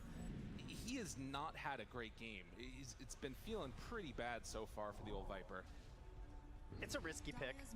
I feel like every time you see a Viper, everyone kind of thinks it. It's like, oh, I wonder if they'll pick Viper this game. They never really do, but grabbing it here. Not working out so far. Yeah, got that courier though. I mean, this is the kind of stuff you got to do. That was actually the completed Aghanims right now, so no Flame Cloak for Squadix. Oh, yeah. Collapse. Oh, he got caught. They find him. Although, charge through, tries to escape. Yule's long range, gets caught and will be punished. That's what you get for ulti in my courier. And noticed right now. Oh, yeah. Insane move. Buys a Blink Dagger. Because how do you start these fights right now as Virtus Pro, right? They don't actually have these like normal initiation styles, right? No. So he's just going to get in there. Oh my lord, that right-click damage. And now Maposhka tries to escape. There is no escape. The old pig man takes him down. It's such a good read on the game from Notice. He's like, I can't die. Yeah. So I'm just going to blink. Whatever like objective we want to take, I'm just going to blink on it. And then that's going to give vision for my Spectre. It's going to give lots of space for my Lina. I might get Inkswelled and saved with the Hard Dispel, right? I got Pugna backing me up here as well. We got 2 Yules, we got Glimmers, we got Decraps. So I'm just going in. I mean, and speaking of, you know, these going in builds, oh, Yadro. Yeah, I mean, he gets the Wisdom Rune, but he's going to pay for that. No, time off. Gets away, time dilation. Chrono now on to 1, wants to find that. Oh my lord. I'll take that one and get out. That's fucking huge by Yadro. Spirit fans in the building. I mean, that's what you need to do to get back in this game. Oh, he's getting the Lotuses. Oh, there's so many. 1, 2, 3. Laurel. You can't even get them all. Laurel. Oh, going to drop. Notice is too strong. My God. Yadro has found a bounty of Lotuses up top. He actually couldn't even keep farming them all. There were too many. Yeah. Just leave them be. They need whatever they can get at this point in the game, not gonna lie. You know, he actually did get the Vindicator's Axe too, by the way. Which, okay. Kind of the luckiest thing with the build that he went, of course. That is the dream. Dude. That is terrifying. Dude, blink Ags Bristleback in every game, please. I want it. That is awesome looking. I mean, he gets overwhelming, but I mean, he's going. Yeah, he also notices. notices. Besides this, you should just stay He also alive. only has 1 point in Finally Bristleback. a way into a lighter dispel, other than like the hardcore. This BKB is the stuff. build that Annihilation Collapse stuff. actually made. Is Notice is playing with 1 point in Bristleback, so that he has more quill sprays proccing in the team fight. I mean, we've seen a lot of high ground pushes go badly. You take more damage, but you also get more quill Is this gonna be spam. a little bit too bold of a move, or are they comfortable just continuing to make this? They'll force out the glyph. Do they stick around for more? They seem to have the heroes for it, but I can't help but feel uncomfortable. We've seen so many high ground pushes go bad, but a Yule Scepter lift up. Have they found the secret, the way to break Oh it? no, Collapse. He's stunned, but there's the bushwhack. Ice Blast. Ice Blast, that's a pretty big one. Starting to fall lower and lower, but not going to go down. And with Spectre in the backlines destroying Mapochka, he's finding more. Kiritich tries to TP out. Does he have a way to escape? The life drain heals them back up, and now Laura also in trouble. Virtus Pro. Oh. Go late game. And Yadro not there to help out VP. Trying to put the nail in the Yadro coffin. not there. Yeah, he's got no chrono. Buying back on Not a whole lot he Mapochka, can do in that the does situation. Trying to play realistically as much as they nothing. can, but they need him if they want to hit these Ice Blasts. If they want to do some crazy combos. Not gonna happen. They're on to him Oh again. my Now, lord! comboed right now. That Agnum's after getting killed on the courier finally delivered to Squad X, so things only getting harder now for Team Spirit. My goodness. They have to find some crazy vortex, boomerang, insane magic amplification damage here for Yadro to try and get a kill, and then he's going to be chronoless. Man, well, he jumps in and then the blink away from the Bristleback immediately. I mean, you talked about Shadow Step. Looking. Shared it. Oh, Spectre players, no dust. All right, everyone relating right now. Oh, gotta run away, run away. Those illusions are gonna kill you, Mira. Oh, run, keep running, scurry away from there, a little hoodwink. Dude, just going down, oh my god. That was, That's jump in at the last scary. second there was almost enough to take down the hoodwink. Just a little bit of panic. I really like this Blink Dagger on Bristleback. It was so good. It was a great pickup. Blown open the game as we take another look at this fight. So weird that the Something Bristleback from build is Collapse, only but 1 point in Bristleback. just gets absolutely demolished there inside the base. It's tough because what can you really achieve with this defense, I guess, right? I think they were maybe just hoping they could dissuade them a little bit because they know they can't win a full fight without the Chronosphere. But Roche may respawn in 5 seconds here, so that's definitely what Virtus Pro are playing for. They just want to get the Aegis, go back towards the high ground. Pretty simple for them at this point. And it's going to be a 2-minuter here. So some time for Team Spirit. Can they get anything that can change the game for them, though? It's a tough one. I mean, yeah, it feels like it needs to be better fights, but Virtus Pro are playing What the such fuck was that disciplined Dota scratchy that they're not sound? giving them those opportunities. Now, a smoke up and finding one separated might be the answer. Yadro right in front of Kiritich, but Sayush right next to him too. Jump in, bushwhack there. They find Notice already dead. Notice. Mapochka, no Ice Blast got out. Oh Now no. they gotta run away. Kiritich onto him. Chrono has been already used. Now trying to escape Collapse, gets the charge through. There's no Ice Blast, so there's nothing to really interrupt the Bristle from hunting. They're going to run down. This Viper doesn't have anywhere else to hide. Notice the charge is going out onto him. Collapse. To get away, but he is going to die. The flame Notice. bonus, the blink Junk, forward junk, from junk, Alina. junk. They're just finding Junk, kill junk, after junk, kill junk, after junk. kill. Chunk, chunk, chunk, chunk, chunk. Chunk, chunk, chunk, chunk, chunk, chunk. Bristlebacker gaming. Tier 4 towers, as a matter of fact, say, yeah, we don't need another Rax. Man, we don't get to see a lot of Lina these days, but what a game from Squad X. Just perfectly positioned this entire game. 9-2 and 9. And then utilizing the flame cloak as well to just fly right over the wall. Just hiding in the trees, lurking behind all of his allies. A Spectre and Bristle up front, making it so simple. And the backup saves of GG. They've had enough. I mean, what a VP easy. Absolutely perfect performance from Virtus Pro. This young squad of players led by one old head in FNG. A very similar formula. DK called it, baby. DK called it. 2 years ago. We'll see if they can make it happen again, but already Virtus Pro off to a great start as they're going to claim that victory, and that crowd, let them hear it. Giving it up here. I mean, yeah, TI, very unpredictable here. All right, no game is ever easy on the stage here. Virtus Pro making sure that Team Spirit are going to have to fight for it here, despite being some of the defending champions of the ages. I mean, and again, I can't shout out enough. Notice, I mean, how many of these games at this TI, and even in the lead up to it, have we seen where there's been like consistent, you know, the game gets delayed, the supports are pushing out lanes, constantly delaying, Midas. And instead, this one, they find the blink daggers to just run in and find pickoffs. I mean, Lina had a blink dagger. When was the last time we saw that? Yeah, it was a hard commitment, and it's very scary in this meta, right? We've had several teams struggle in these situations. You buy these items, and then suddenly, oh, we're not winning. Oh, the blink didn't pay off. And now it feels like maybe I should have committed for the late game instead. Right. Just a fantastic job here for securing things here for Virtus Pro and knowing they had to win. Well, they knew that they had to win. We'll see if they have what it takes to pull it back in game number 2 for Team Spirit. For now, we're going to head on back to the panel, let them break down all the action.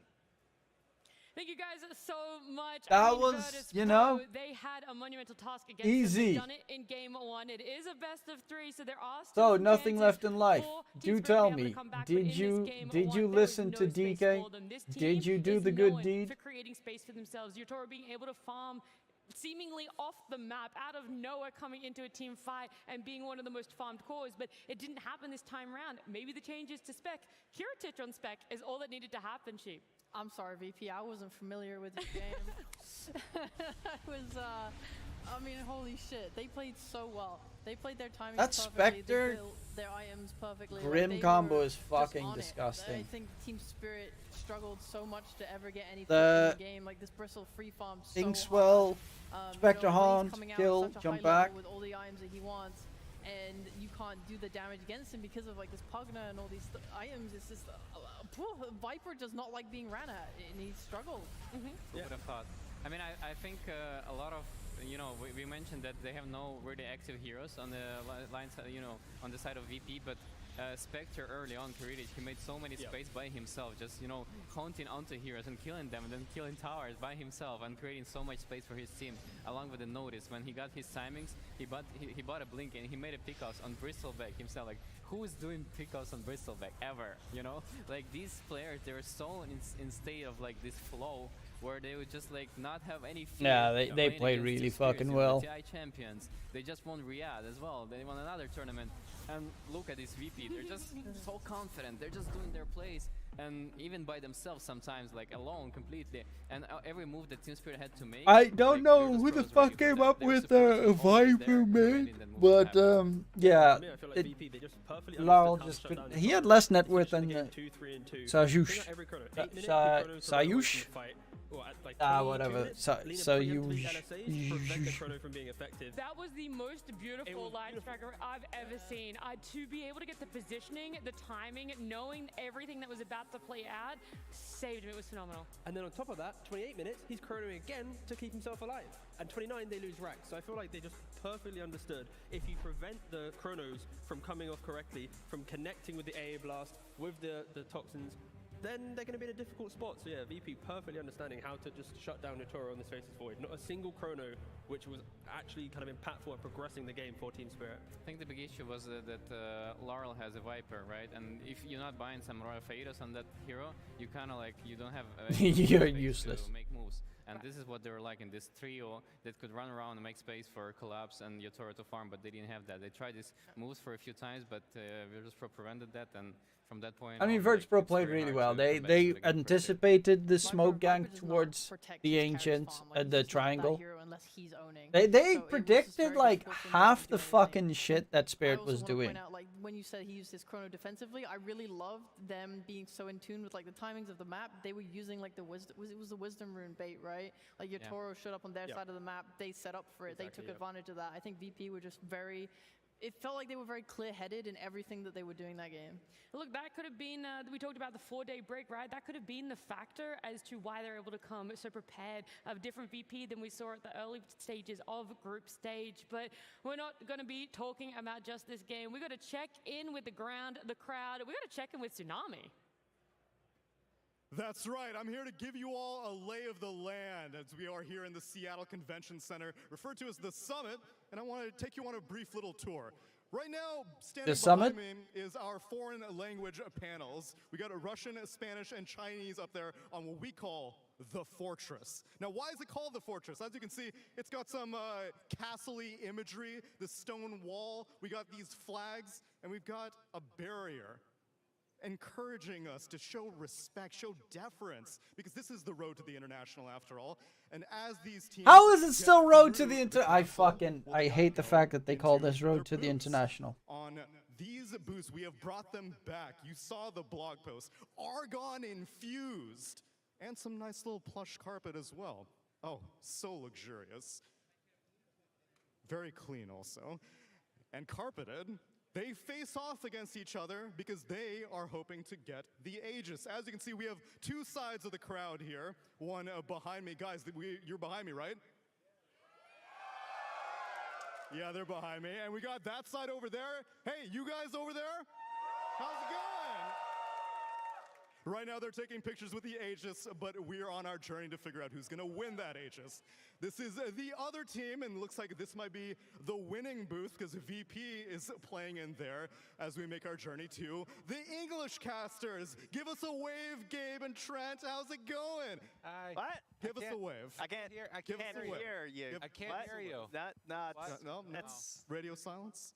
yeah. Bye. Bye! That's the English casters, and up on our Fortress is the English panel. There's Slacks! Oh, fair Slacks! Let down your hair, Slacks! Shut up, Tsunami. Thank you so much. Shut up. Hello down there, everyone. What a great view. Yeah, it's pretty cool in here, man. I like this. You know, Ford over here, some Rapunzel, Rapunzel, let down thy hair. I made it up myself. It's GTFO. a completely me reference, but incredible stuff. The crowd is up. It's early. It's before noon. They're still screaming. What a cool game. And the view up here is phenomenal. I truly feel like some kind of Dota bourgeois. But yeah, that's your little tour of the panel, the whole arena. So we'll send it back to that panel. Back to you, panel. Slacks, you're right there. I didn't even. Hello. I am right here. Oh, bugs around you, Slacks. This man has absolutely no respect for the Fortress. Did you not hear Tsunami? We deem respect on this Fortress over here, Slacks. Be gone with you. We're gonna draw our eyes away from the arena, the beautiful arena that is here down at the Convention Center in Seattle. You guys can still come down. The weekend is only beginning for us, and this series is still only beginning. Game 1 was done and dusted. We loved the look of Virtus Pro, and I think it's pretty easy to say everyone underestimated what they were going to bring to the table today, Shape. Oh yeah, I did. I straight up went out there and said, yeah, I think we can all say that Team Spirit are the favorites. Yeah, great job, Team Spirit. Good job. Let's go. No. Yeah. Little did we know Virtus Pro were actually the Megaminds all along. And look, it's not your fault. Maybe there's just not enough information out there about them. And if you're falling in that category, that you don't know much about VP, then listen up because we got a video giving you all the details about this team, Virtus Pro. 4-second DPC started, manager approached me and basically asked me, do you want to play? I kind of wanted to play, but it's hard to start from the zero, right? You need to get players, you need to get a slot into DPC, and obviously it was a good chance to come back and teach new players. They don't have experience, so it was like my main goal. We kind of succeeded in the end because we made it to TI, but results weren't the best. Consistently placing 4th in each tour meant Virtus Pro missed out on the majors. However, their fortunes turned in the Eastern European qualifiers. Under FNG's inspiring leadership, the team clinched the coveted remaining spot for the international. Even if you experience, it doesn't mean that you will be a good captain or a good player, a good teammate, and so on. It still takes some time and it still takes some results. You basically need to show your teammates that they have to respect you. at least for me, but maybe for some other people, like Papi, for example. Everybody respects Papi, you know, he doesn't need to prove anything, but I'm other guy, not Papi. I never wanted to be a captain. I'm the most laziest person in the world. I would like to sit at my home, do nothing and get money, you know, live my life. But for some reason, it's always been like that in teams that I played, they want to have a leader. And that's basically what happened in a lot of my teams. Adaptation is a skill that helps you to work on issues that happen right now and do it in one day. Not like, okay, I need whole months basically to fix this issue. No, you have a game tomorrow. You need to fix it right now. This is, I would say, what is like the biggest thing in this team. That's what I hope we will bring into TI.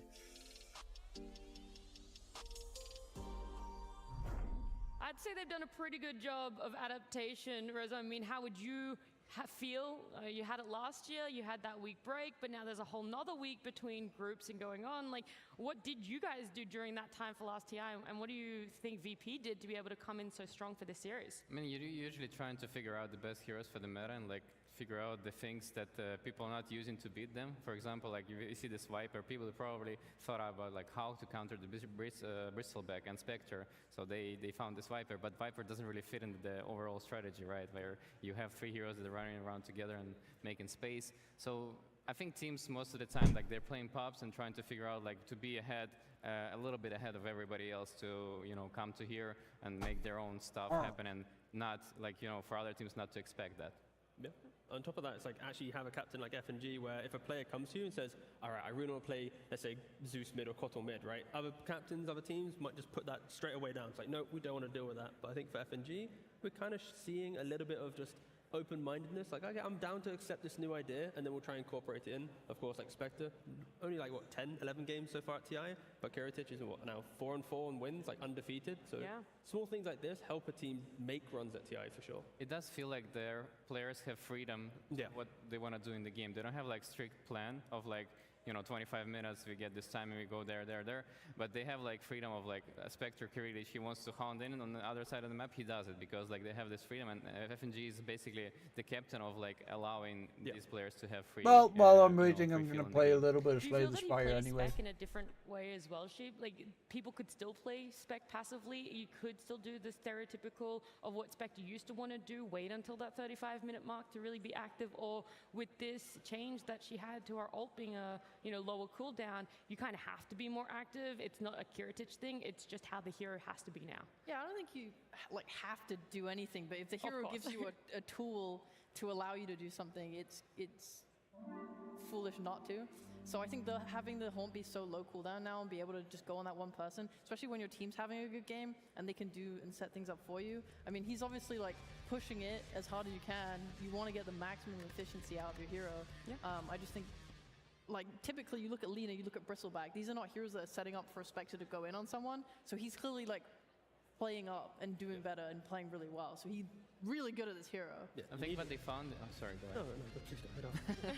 No, I think what they found really good in their team is that Kiritich is being able to play kind of like position 3 for their team, and like the way he's playing Bristleback and Spectre, for example, he's making space for his both cores to be able to farm.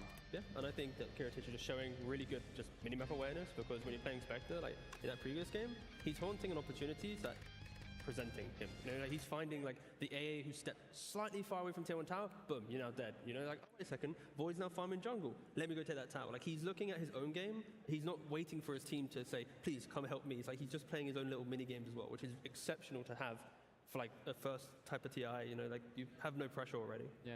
He does create those opportunities for himself. That's very true, and it takes like a lot of, you know, brain power to understand where the heroes on the map and to be able to go to this AA and know that there's not going to be TPs. That is also very true. If you have the map vision, it's impressive for himself, impressive enough that we have to ban out this spec when we look to it. And you know who can like interrupt you from getting a kill. Question giving. Like if you see Void somewhere else and you see AA walking about, it's a free kill on AA every time. Should have been answered more because it was a first pick, and they still didn't really be able to deal with it with this Viper. The break just wasn't enough. I think giving away Spectre and Bristleback is both. Yeah, you just take both of them out. No, just at least one. Just take away one. Yeah. Which one? Oh, Which yeah, one? just like I thought you were going to say which one. Go on, it's your moment. Which one? Which one? I would get rid of Bristleback. I would get rid of Bristleback. There we go. Spectre, you can take advantage of. Bristleback, too annoying, man. Too annoying. I disagree. I think their You best disagree? strategy. Wrong. So you would rather come up against the Bristle? Really? Oh, we can see those teams there, they're prepping themselves. They're going to be coming out here so everyone can put their hands together as we see our teams returning to stage at Team Spirit Virtus Pro game number 2. We can still keep talking about these teams. They're going to be hearing you now, so you're going to be nice to them. I love these teams. Let's go. Your biggest fan. I definitely had full faith in you, Virtus Pro. I mean, we had more information on them, so it's only fair that we give Team Spirit their love. I don't know why I did that. Actually, I do know why I did that. TI10 champions. Торонто Токио ушел из команды, потому что, я думаю, нам нужна была замена. У нас были внутриигровые разногласия с ним. Нам нужно было освежить команду к этому еще, потому что мы 2 года играли одним составом, и нам нужен был новый человек, свежая кровь, так сказать. Я думаю, все это сложилось вместе, и мы приняли такое решение. Мы искали разных мидеров после того, как кикнули Торонто Токио, но остановились на Ларле. Все очень легко находили контакты с Ларлом. Нам он очень нравится и в плане мужчины, и в плане игровом, так что я думаю, что у нас очень позитивная динамика.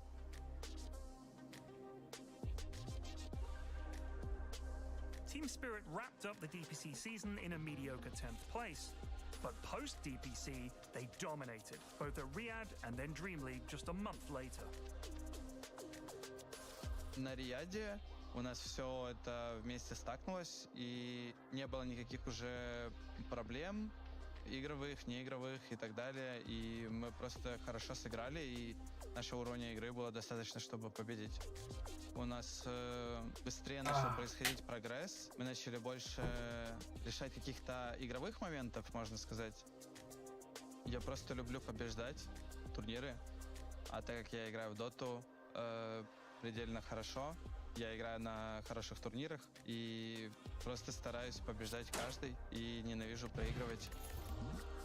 Ooh, this is a tough one. High Caliber is always I feel like great. that's pretty consistent with a lot of Dota players. They just simply like to win tournaments. They hate losing, Rizza. Yeah, it seems like the name of the game. Love Yeah, winning and you winning hate good. losing, and then you become a champion. No, it doesn't work like that. I like what he said about Lara. He's like, we like him as a man. Like, He's a good man. He's a good man. Yeah, very positive.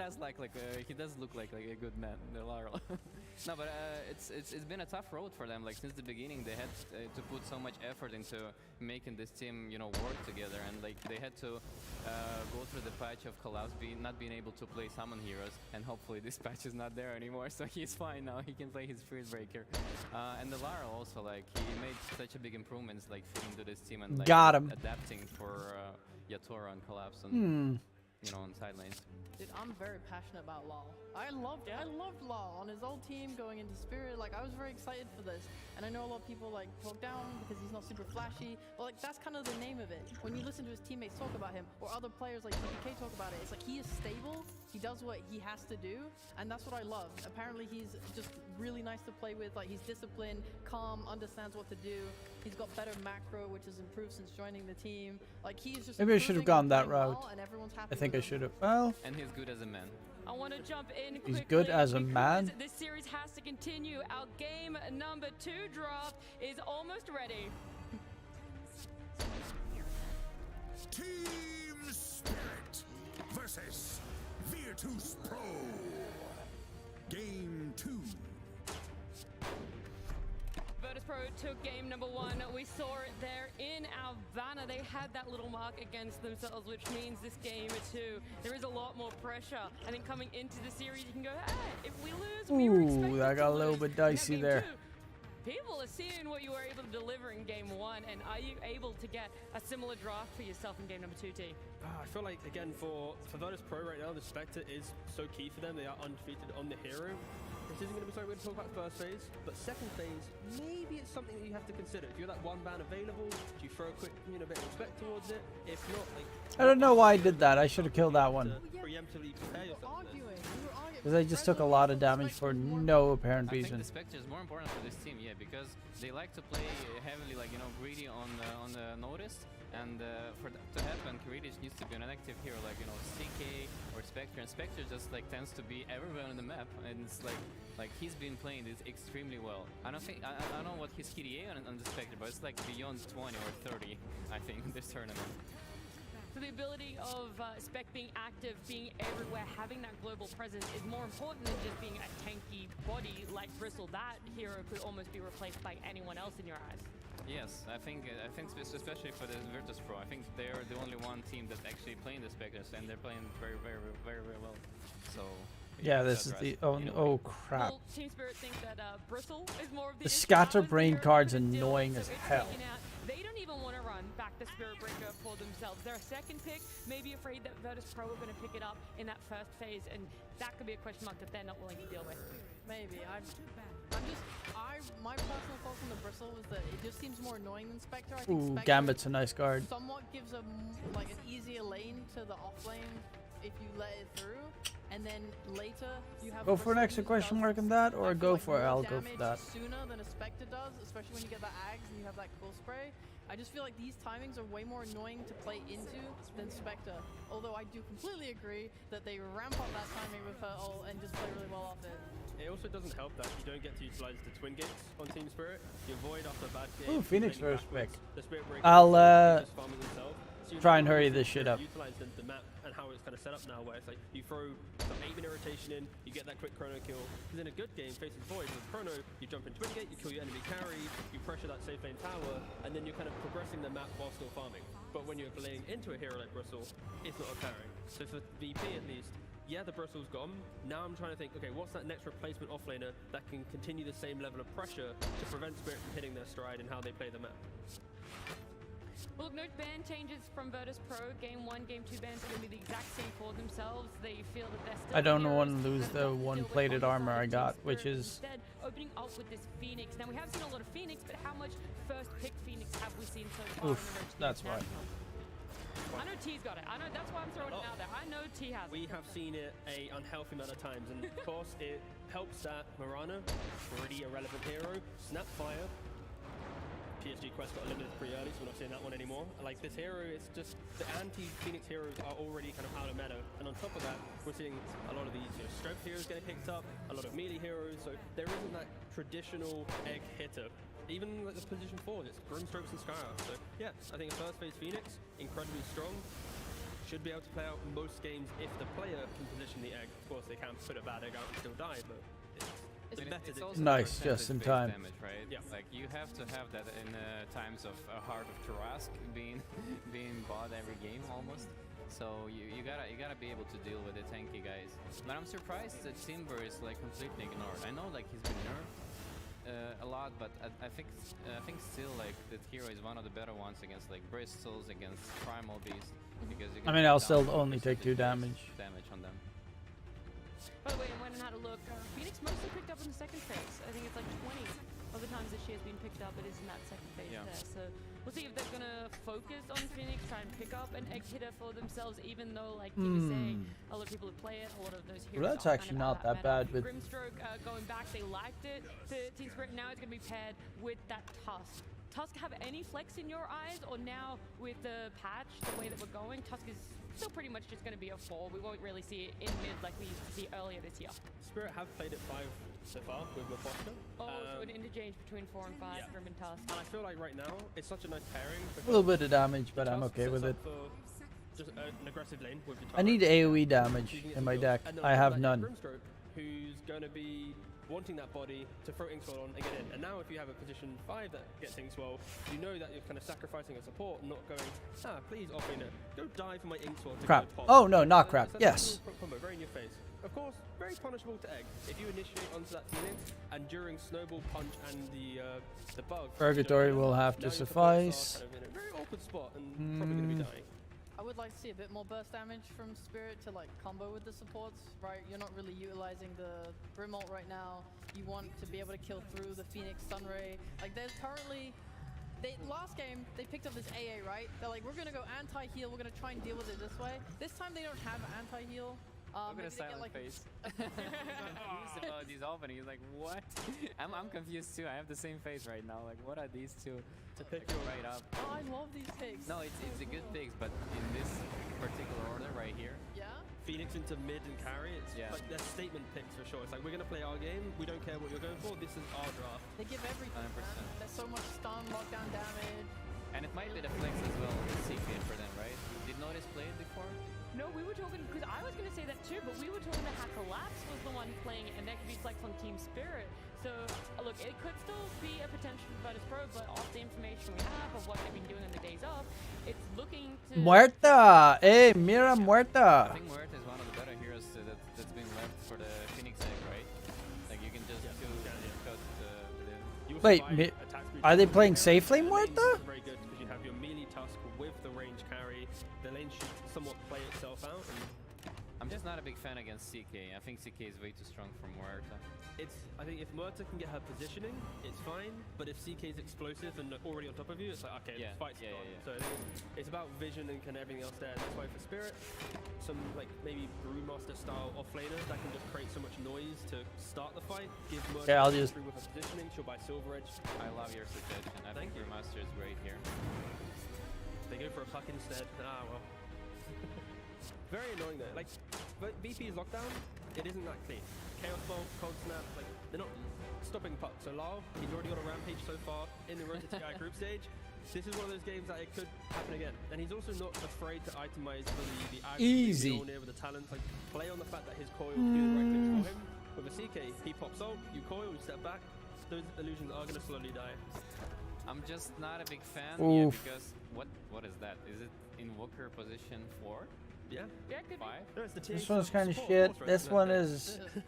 Nice. I don't have that card. Pickup. And I didn't like Double the Muerta effectiveness. and together. And I need to get a potion card.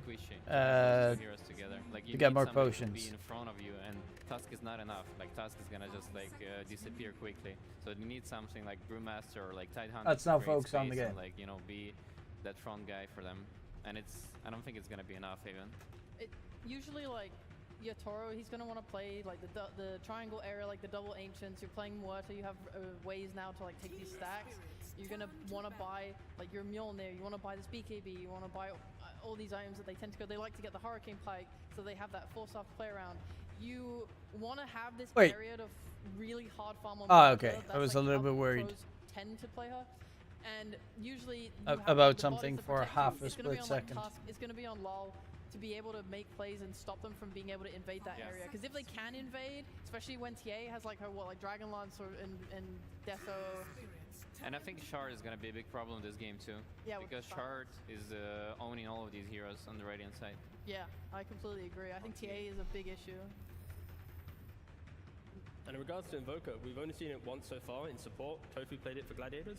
We've also seen it in offlane. That was a rough lane, by the way. That Tofu one, he had a really, really difficult lane. And a lot of people were questioning, like, oh, does Invoker still fit this forward? Does this still fit this playstyle? Like, does it have a place? So yes, it does. We'll see if maybe they're going to have a better Dude, lane. Tofu's amazing on Invoker, but technically, the lane can be garbage to deal with. Lane, the TA carry, Invoker mid. There's still like the triple core option, and then if they did want to go a little bit more to the side, I thought about it, but I looked previously, and it doesn't look as if Kiritich really plays. No, he's a different type of player. Yeah. So yeah, I think there's not too much flex now. Yeah, and even with the bans, they banned out the Brewmaster VP, so now Spirit I mean, for that. And, Squad X, it's against the puck, bro. It's the easiest mid lane ever. Oh, I kind of like VP's draft here. I don't really see them Muerta doing shit. Like Tusk lane potentially is very strong. I know like a lot of the Muerta lanes I've watched, she tends to do really well, has like a lot of kill threat. But on the other hand, you can also die because you're so squishy. It's like if you have like the upper hand in the lane, you can get kills. Otherwise, you can feed. And I don't think TA is going to be moving. What are they going to do? If they bring puck, I think there's a chance to kind of snowball your side lanes instead and maybe get that advantage you need to kind of set up the map state to be good for your Could be a collapse Do you feel that the Tusk Puck off is gonna lane. fill the role for LoL that Viper couldn't really last game? Like, we know the Viper was picked maybe in a response to Bristle, but didn't really fulfill that super active runs around with the supports. Now Puck is that, and like you said, Rezo, they really just need this tank. They need this body that can be there or like doesn't need to be there. Puck is definitely much better for them in terms of like making space and doing all the moves, especially with the Dawnbreaker. This is what I wanted from their lineup, because Puck with these supports is not enough usually to chop down through the center and to chop down through the CK, and this is like the hero, that's force hero that's gonna come in and help him out. Yeah, VP, they're going to be super aggressive, but the thing for them is if they blink incorrectly, they're going to blink into a Solar Guardian or a Coil. It can get a bit awkward. What do you guys think? I kind of dig VP's draft I won't put again. you guys on the spot this time around. I won't make you pick a team draft that you favor more. Instead, we're just going to let it see it play out. We're just going to enjoy it for what it is. It's game number 2, and our cast is Lyrical and Trent. Thank you so much, and Dota fans the world over, and here in the arena we got a great game coming up for you right now. Game number 2. Game number 1 was a little bit of a stomp, but this one I'm feeling like it's gonna be a little closer. How you feeling? Yeah, just as expected. A stomp there from Virtus Pro over Team Spirit, right? That's what they were saying. That's what everyone. Yeah, expected. that's how that went. Okay, No, perfect. it's definitely not. That was the first game they've lost this entire event. That's crazy. Road to the International, it was on easy mode for Team Spirit, and now they've run into a little bit of a roadblock. Well, I love their draft in Game 1. I feel like they really addressed a lot of things that Team Spirit were going for. I mean, Team Spirit, you know, they talk a lot in terms of their vlogs. They talk a lot about heroes that they like and stuff, and a lot of those heroes got removed. They didn't get to play a whole lot. Maposhka, this guy, like, after every Enchantress game, he's just, like, slapping desks, slapping balls. He's like, Enchantress is so good. I knew Yeah, it. why no Enchantress invite to without TI this Maposhka year, is, bro? like, 30% Well, I Maposhka wasn't with there 100 last somewhere. year, so they didn't change much compared to between this year and last year. Check out their vlogs. It's really good. It's true. Got to give it to the content. The content's good. I mean, it might have meant that they lost that last game because they gave up all of their strats, but you know, it's worth it, right? All for the views. Yeah.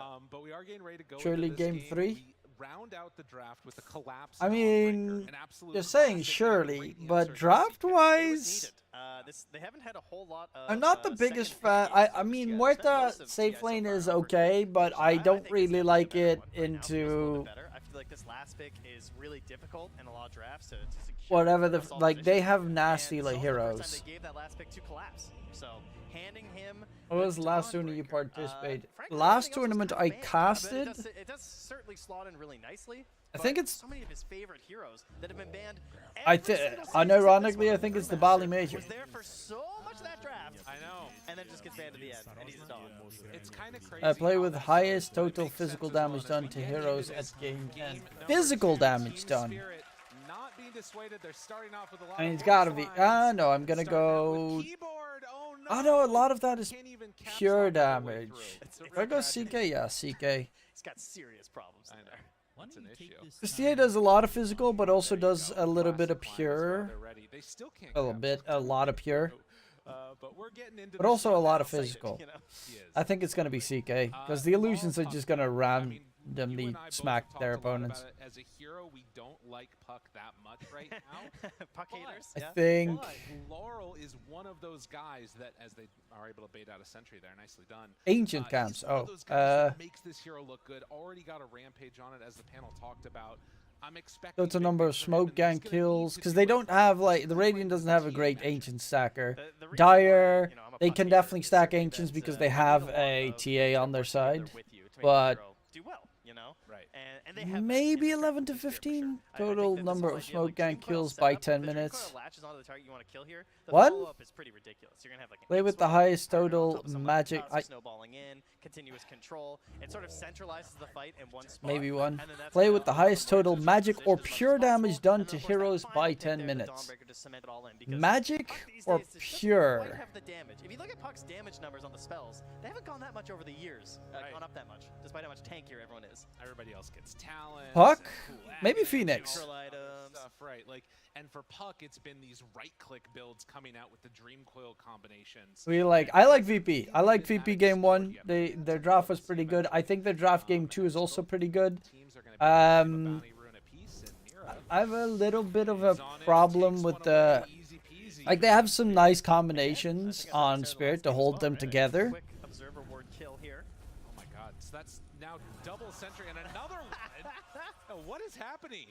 Gold to spend for days. Why are they fighting to counter? Again, we talked a lot about Team Spirit here, but okay. Pro, they dropped down that Phoenix pick. This should be such an easy mid lane, by the way, for Squadix. Of the reserve time, just trying to figure out what they were going to first pick on Team Spirit. It took them forever. Yeah, they spent a lot of time. TA versus Puck is like but, you know, they've wound up with a draft here that I think 85% TA, 15% chance for Puck. But in their actual vlog, they talked quite a bit about Phoenix. How popular is +4 Invoker? It's actually pretty popular. Not. They haven't really played, as they said. The only one that's played it at TI is Tofu. Big fan. But at like Dream League, it got played a lot. In pubs, it's still pretty popular as well. Good chunk of tower hits on his way out, but you can see this is why the counter exists. It's pretty. And this is also why you've been seeing. So you actually went for X-Sword level 1. That's new. That is very new. It was the first ban in the previous game by Team Spirit. Yeah. X-Sword +4 Evoker. That I haven't seen before. I mean, personally, I love it because it's cool. You get a Centaur CK stun into Sunstrike, easy kill. But the reason why X-Sword's kind of weird, I mean, you farm faster with X-Sword than Wex, is that with Wex you can lane stronger because you have more regen. Can Muerta last in these fights? Yeah, they have Dream Coil, Snowball Save, Dawn ulti, even the Grimstroke with the Shard. They have tools to keep the Muerta alive. But it's also a hero that if you catch her, because it's a glass cannon hero. That's how Muerta almost always builds, full glass cannon. So if CK at one point in the game, or Squadix at one point in the game, just blinks on top of him, boom, Muerta's dead. So you need to be a game level performance in this one. It's hard playing Muerta against these insta burst heroes. You get your ulti off, you probably win the fight. But if CK gets that insta stun on you before you get your ult off or BKB off, you're fucked. Inkswell, but it's still not going to be enough. Kiritich threw out the stun, now throwing another grenade. Sunstrike. Oh! Just enough to take down Mira. That is actually kind of huge, though. For an Invoker that early. A support Invoker, nonetheless. Yeah, to get a little bit of help towards that urn. I mean, he's going to pay for it now as they find the silence, the calling, a couple more hits, gunslingers, and a dead shot for Notice. And another death for that Invoker. A nasty lane.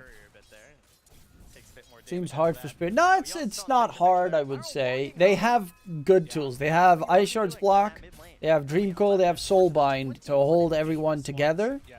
And then you have those fucking Muerta spirits going around, plus the Dawn ult. They definitely have tools. Bottom here of continuing to make every CS just not that easy for Noticed. But you can see it's not a huge difference, though. He's still getting the levels on that Centaur.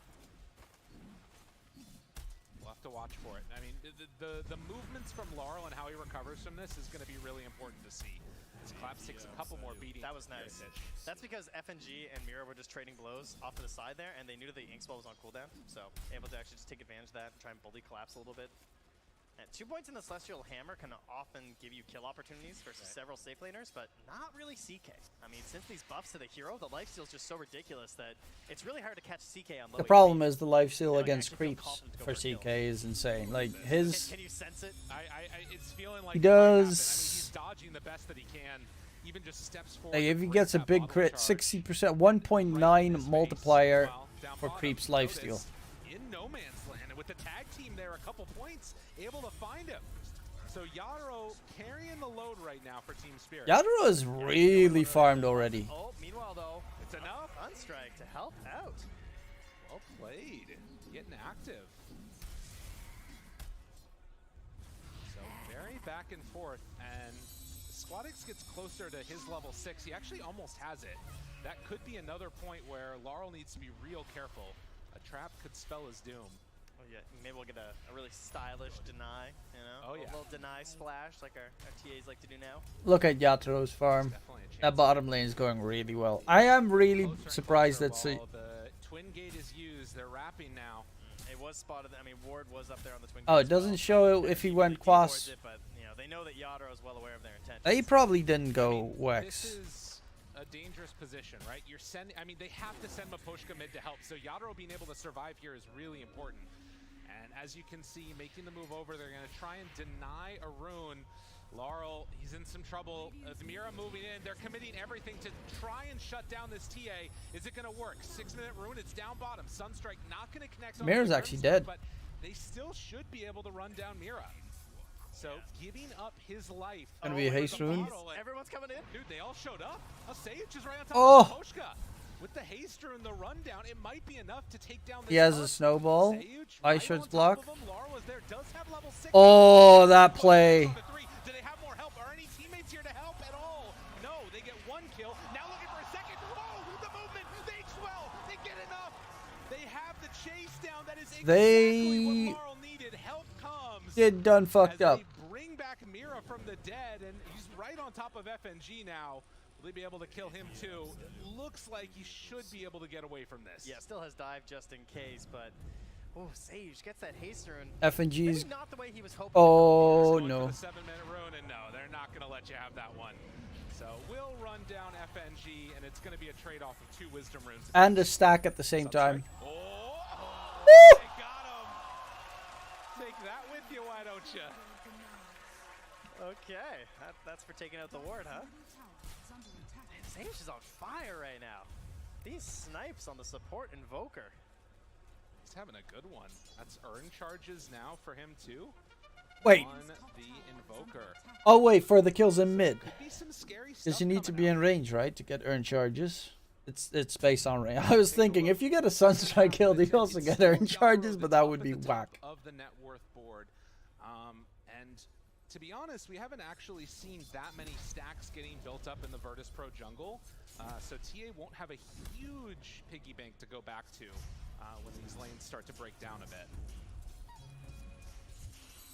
As Laurel in the mid, just trying to get what he can, and yeah, now they're going to start to build up those stacks. Yeah, get them all set and ready to go here. Meanwhile, they're hoping to just keep capitalizing on these dream. Notice!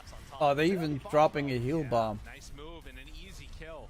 That's the type of play that you can expect going forward. Maposhka needs to be the one to set these up, and then with the Dawnbreaker coming in, they can finish him off. Yeah, unfortunately, Laurel getting a shield rune. Not what you're hoping for on Puck. Trying to get some of these power runes that are a little bit more offensive. See if you can try and get a kill somewhere else. And again, it's also just the difficult. They should eventually try to steal that ancient stack. It's a triple ancient stack on the Radiant side. Got a CK who's probably going to be full HP up top there. And then dealing with refractions is always a bit of a bother. So tough to get the game moving. It's going to be really important. They're going to go again. Start committing. On to Notice, 3 points in tag team. This is a huge kill if they can get it. The hook stomps there, runs back into the calling, trying to bring him down. A couple more hits, and the dead shot is there for the finish. That is very nice. Oh, but Yatro would be a big kill. Sunstrike. Boom! Maposhka 2 is going to die, so they get the kill on the Centaur.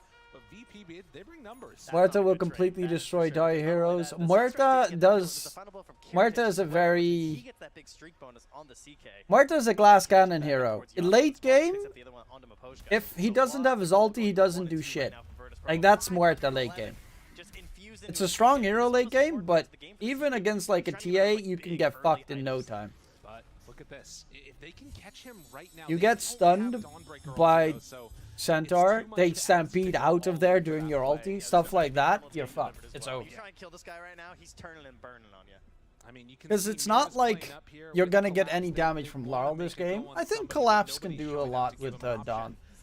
I mean, again, I feel like you have to have the Tusk here. This is the Puck about it. This is why I'm a Puck hater. Yeah. Watching a Puck run around the map right now with a shield rune, like, who do I kill? Yeah, there's nobody. I'm the, only core below me is a Centaur. It's going to be an Arcane, and you look at this. Collapse just gets ran at. Trying to dodge the Sunstrike. Nicely played by Collapse, but now the Stampede, the roll, the turn, they find him. Laurel onto Kiritich, armlet still going, sitting pretty. Inkswell, they break it. That's CP taken away. Oh, Kiritich. Grimstroke and why this hero is good. Ouch. Needed that so bad as well, right? After all that movement across the map there, to finally help pick something up there and get a save onto Collapse. That's a painful death. Further into this game, get some space on the lane as well. Oh yeah. With Kiritich just being dead for a little while. FNG's got the ult. Level 6, but he runs back into the coin. Gets the supernova off. And but there's Squadix. Escaping, and now the Dawnbreaker ulti Ooh, is gonna be enough that to keep save. him alive. That was close both ways. Yeah, Collapse still sticking around as well, right? I mean, he has 4 points in the hammer, so wants to help clear through these waves. Doesn't want to give him any free damage onto this tower. Maposhka also nearby, 3 points in that tag team still with the Walrus Punch. Boska's also level 6, so Walrus Punch! It's a tough kill. This game already feels... Oh, they're going for it down bottom. They're going to try. Attempt. Easy, okay, never mind. Nice connection. No help there from FNG, he was on the way out. Yeah. Well, they managed to get out of there. I mean, and like I was saying, this game already feels so different from last game. Like, Spirit, it feels like they can actually make moves on the map pretty consistently. Obviously, you want to do that more with the puck, but playing together with the Tusk, it feels like Maposhka's really helping to boost up that damage. FNG, just to annoy Collapse. Friends nearby, and in fact, with the turn, realizes, hey, been a bit too deep. They make the move with everybody, and Virtus Pro, they get that kill. They keep bringing just 4 heroes constantly. I think throughout this game, Stampede is going to look like one of the most powerful abilities. Yeah. Because just breaking the backline towards a Muerta is like worst case scenario for a Muerta. You know, Drow players, they've kind of lived this existence for a long time. Now Muerta, our new hero, she's not going to like that very much as well. Ooh, nice deny.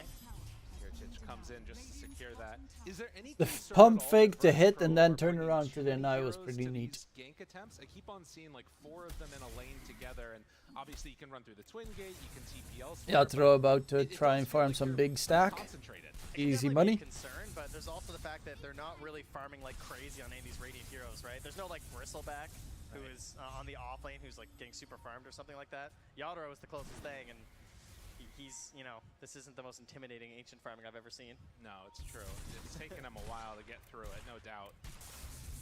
Does have the Maelstrom. It's just unlucky, you know, he's just trying to hit some gunslingers here. Exactly.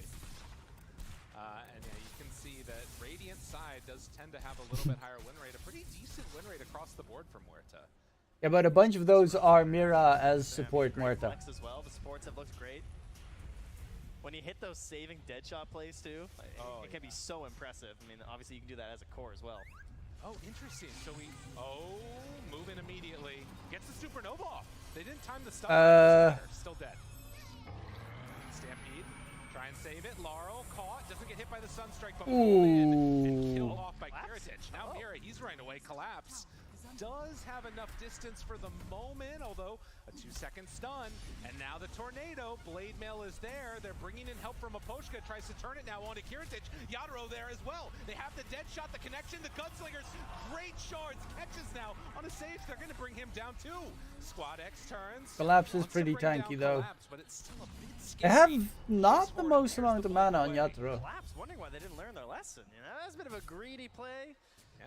First time gets chased under the tower, Dream Coil save, Collapse survives. Now this time, Finance Ministerin, I have no idea what the fuck you're saying. By the way, hi. They get punished once more. Interesting. And this is kind of Kiritich at his peak right now, at least for his like early game peak, right? He's got Armlet, Echo Saber. He's supposed to be very terrifying. You watch how he just grabs Laurel, smashes him to Good evening. What are we seeing this evening? We are seeing TI. We are watching TI, the International. Game 1, Team Spirit won. Lost game 1 against VP. Game 2, I kind of like VP's draft again. So at least feeling like they might need some. But it would be weird if Spirit get 2-0'd by VP at this stage. It would be such a big upset immediately in the playoffs.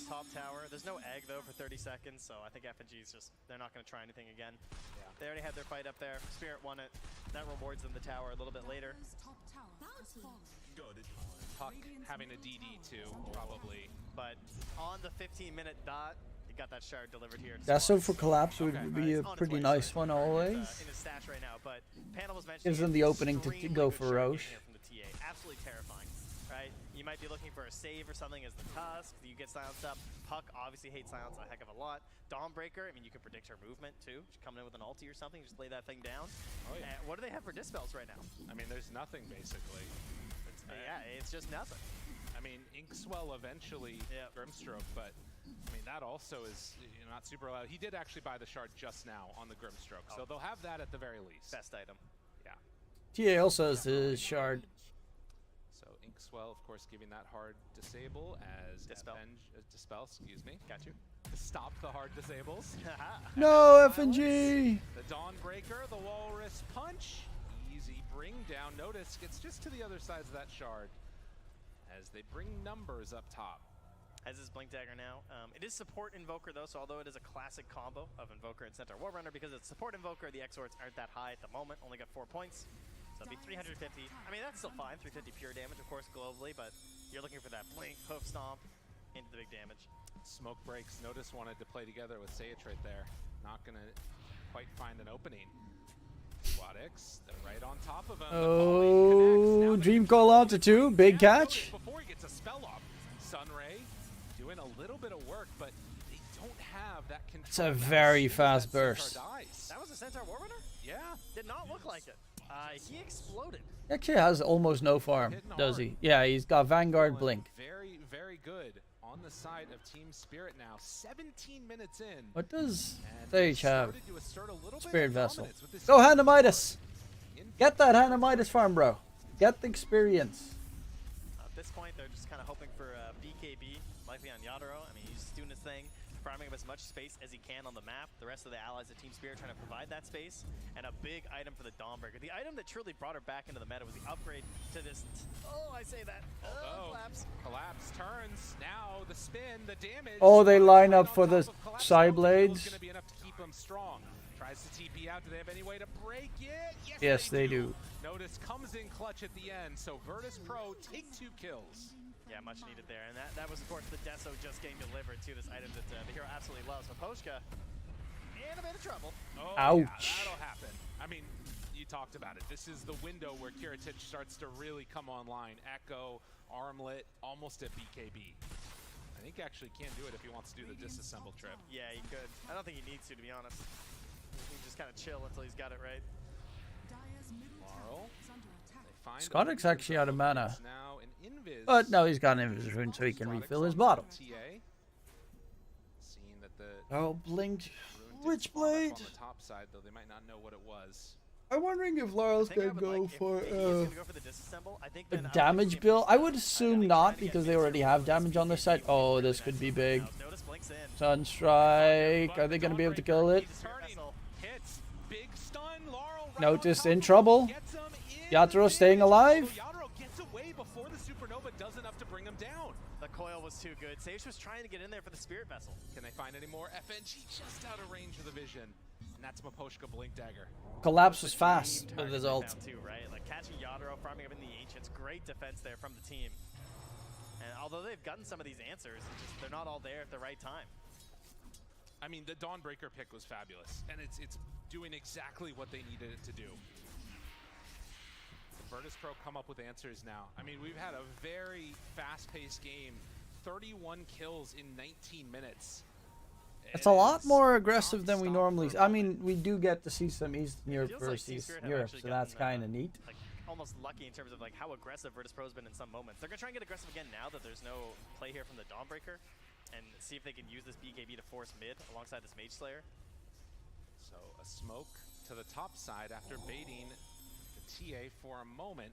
They're gonna run into Maposhka first. Collapse is a really good target if they can get it, and does he manage to break it? Yes. So they find Maposhka right at the start. Dawnbreaker getting chased and found. Snowball holds him back. Snowball keeping him under control. They do bring down one, and now the turn for the second kill. And with that, They're still finding their picks. They might think about Roche. Yeah, they just got Deso as well on the squad. It's about to go Radiant side though. Yeah, they're going Roche. And they're making their rotation down. Yeah, they're going to set up and prep as we move to. And then after Roche, you get the Tormentor, so you get a free shard on pick up a couple Lotuses? He already has his, I think, on Phoenix, so that would be... Voker Shard's not bad. Triple Meteor. Meatball. Oh, they're moving. Laurel is moving. He's got Blink. Let's see. Put that Fairy Fire in the backpack. What do you got? Dawnbreaker. What do you got, Laurel? How you feeling? I mean, Dawnbreaker's going to have ulti back up again, too. They're all TPing. Roche down to about a 5th HP. It's getting lower and lower, and a second time in a row. It's just too fast. Virtus Pro get the Aegis just as Team Spirit was moving in, and now do they take the fight? Jump for no! Oh! Didn't get it in time. Can't quite connect. Dodged. One hurts. Just. That was too slow with the ink swell there. So mean. All right, the Bandits escape here with the Aegis. Oh, that's frustrating for Team Spirit. They want to find another one, but Kiritich a bit too far away. He can sense that just desire to go in right now by Team Spirit and take that fight, but they're not getting it. I can tell you who's really happy is Collapse, because he's got the Deso, he's got the Orbit Destruction, and he is just farming. He's like, you guys call me when you need me, but I want to get near the top of this board right now. Like 2K behind the CK. That's fair. Hoping to close that gap right now by just farming nonstop. I mean, it is a good point, right? It's not a Laurel huge has issue, the fact Shard? that they, like, for Team Spirit's game that they So he is gonna, yeah, he's going physical. He's going damage puck this game. take it away from him. Part of the problem is that it feels like they also still need to find a couple engagements because they do have That's the touch. interesting. And so trying to fight into the So they're gonna go 3 cores that are all out on damage. This decision by Puck to be going in for both the Shard and now Maelstrom into Aghanims. Do you like this decision? Have you got to see too much of it? Has a certain flavor, doesn't it? Of Yeah. maybe a little bit later, you know, kind of preparing for the game to go perhaps a little bit longer. Yeah. I mean, thought maybe that's where we're going to wind up last game, but Virtus Pro certainly exploded, and they have the opportunity to do it again here. Okay. So I think it's really solid, though. I don't think you want to rely on any sort of burst damage in a matchup versus a TA, right? You want consistent damage over time. Same thing versus a CK. Oh, top side. Notice, caught again. God, Dawn damages so much. Dawnbreaker's damages in general on that hero. The Deso, you go in for the double swing. It's stupid how much damage you can do. Poshka, the captain, to keep steering them towards the right areas. And also has the Philly Stone. You'll have to see that one. Aghanim Scepter for Serju? Sage hasn't seen a tier 2 yet, actually. On the That's an early. But up top, they're hunting. Find him. Yadaro pulled in. No! Doesn't connect. Pops the BKB. They back away. Wow, just like that. Now the Kiritich? He's going in too far. Kiritich. Bro. He did not. Now everyone's kind of rotating over a little bit. Why didn't he just back? Oh my lord. Gotta be careful. They have the silence. Gonna bring down that Phoenix. Easy as pie. Okay. Kiritich just went full potato. Perhaps, you know, kind of greedily farming like one does with an Aegis. Yeah. Not necessarily all grouped up here, so good poke here from Team Spirit. Bit of a Try and take potato something away move. here as they keep hitting this tower. That's a chance for Spirit to get themselves back in the game. They're still very confident in their play and where they want to be on the map, covering each other's bases, and now taking this tier 2 tower. Virtus Pro gonna need to get their feet under them a little bit after that slight mess up there. I mean, they're definitely not anywhere close to being done in their game. Yeah. Because even in late game, TA, CK, Voker support is fucking disgustingly strong. Right? He has no way of dealing with that right now. So Laurel has to have this gem, or he's just gonna perish. Right. How is VP supposed to push high? How is Spirit supposed to push high ground? Same story. Not necessarily the greatest of runes for a Puck.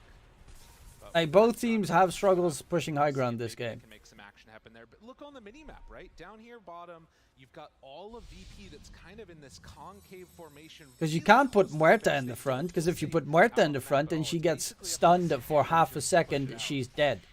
Yeah, I feel like this Aegis is essentially just going to help Squadix get in towards the beat. TA is probably more survivable than Muerta because of the fact that he's got the refraction charges. Team Spirit getting together. They're hunting. Are they going to be able to find anybody just in range? Nice jump away, but can he get out after? Still chasing. Mapochka wanted to go for the TA, but not going to be able to connect. So Virtus Pro, they dodged that one. And quickly, Kier just draws down the lanes. Yeah. Push mid, push top. Get it all away from us. And they'll buy a smoke of their own now onto the Invoker. I mean, it's something to be considering, right? Like, Invoker is going to start to scale. Has the Spirit Vessel, has the Solar Crest, trying to get towards Aghanim Scepter, almost maxed out Exort. He's going to get some good damage. The items are quite large coming out of these two supports, right? Yeah. I mean, you got FNG going for the KRE Classic here, heading in towards that immediate scythe. Oh, yeah. So very good versus the puck in this situation if he's going to go for this greedier build of like high DPS because just no defensive options. Once more, it's going to come down to essentially just Mira as well as the snowball saves from Aposhka, trying to keep him alive. Here we go, another global play here, attempting an ink swell through the twin gate, but no one to be found. Look at how they're just hunting on both sides. With the shadow step, I gotta say. I do agree with you. Playing high ground, push again. Maposhka is eventually going to get Ags, and then he's going to be able to Walrus punch people away, which is scary. Muerta with Grimstroke, Dawn, and Tusk is kind of safe, though. No, it really isn't. Strange right now, playing around the Rune. The Rune ends up spawning down bottom. Aposhka gets found right on a trap. They have a lot of insta-burst damage. Silence now onto Mira. Control there. Laurel tries to back away, collapse, isolated notice, but not able to bring him down. Mira soulbind now onto Kiritich. They back out, link up two of them together. Yadro wanting to chase Inkswell. Squadix's BKB has ended, though. That's the big one. The Cal Laurel, they got him, but he gets away. Phase shift at the last second, trying to escape, but they ton him down. The chase, the continue. Yadro pops his ult. 3-second stun. BKB But Yadro, nice heal coming out. Squadix walks right towards him. for the final connection. Maposhka back into the fight. 2-second stun. In trouble. Still gonna fall. Triple kill for Yadro as they hunt for more. A back and forth battle. I don't know why. Buying back. Man, he was understanding the limits of his hero there. Just in Why the middle of Squadix the just river, walked waiting right for in. so long and understanding that the coverage is there and the hero's got the strength, holding on that ulti for quite a while as well. And they did not have the damage to bring it down when it really mattered. Kiritich. Oh, Kiritich doesn't have a blink yet. Needs to be a little bit careful at this moment if he doesn't have BKB, right? Because, well, yes, CK, big tanky hero, he's gone like Armlet Bloodthorn with BKB. Yeah. Could be an issue if he gets caught without that.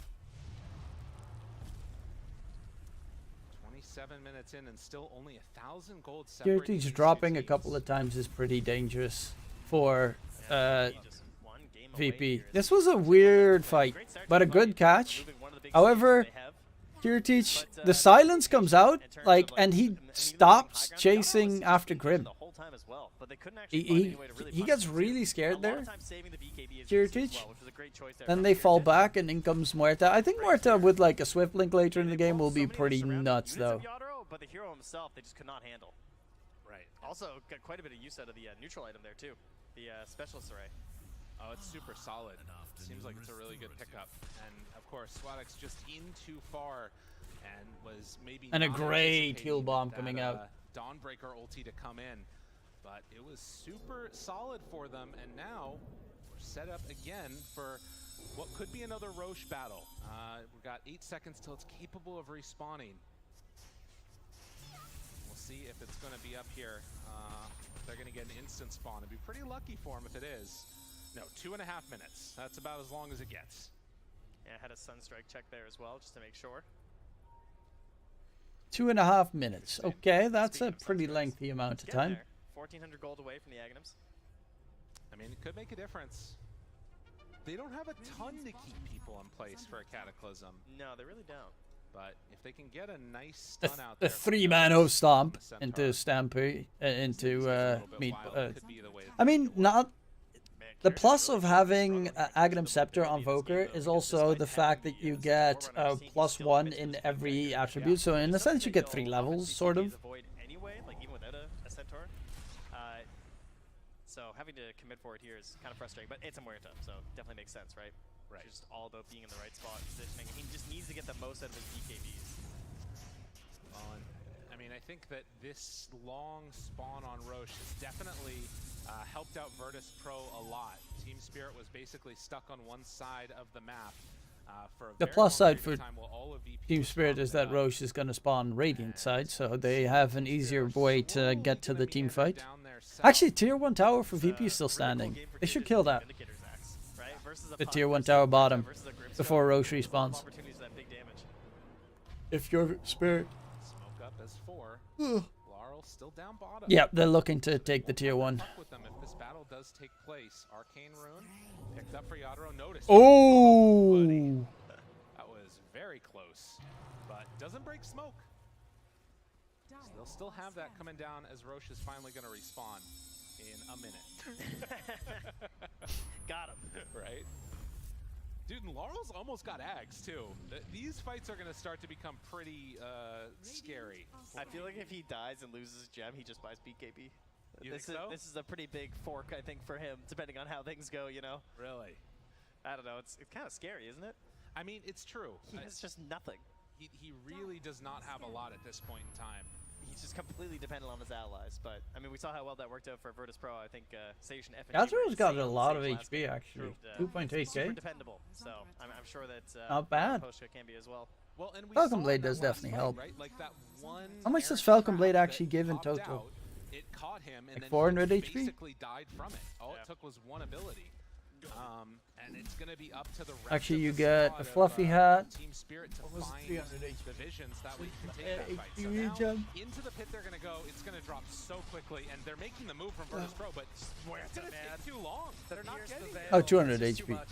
Wait, what? They're moving down, trying to run in. It's too late. Only 200? Can they take the My fight bad. after? Dawnbreaker's still ready to jump.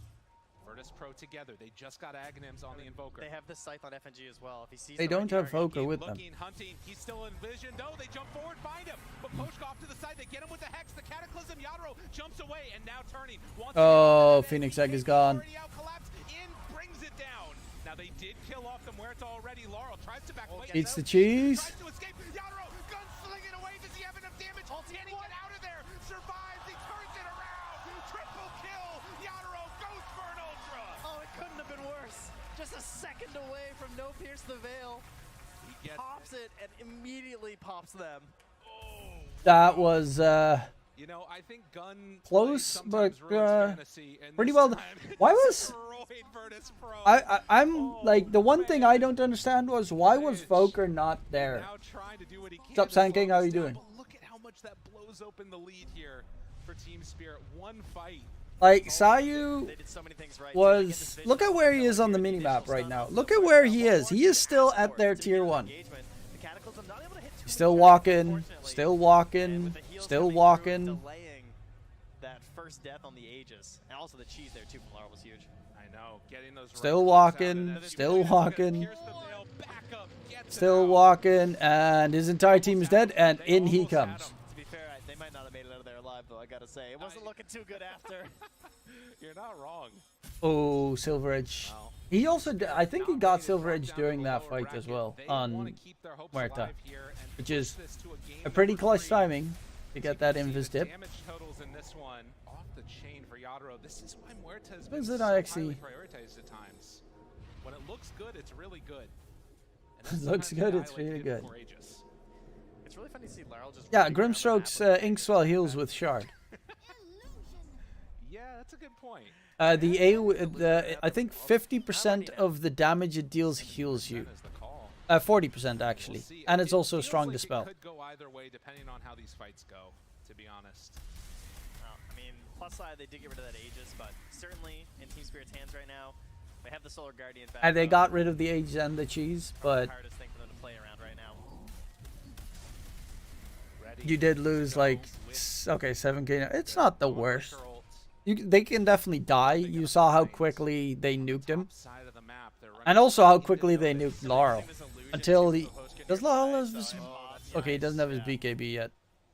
So they thought that might be the real one. They hex it. Good start, but not going to go for more yet.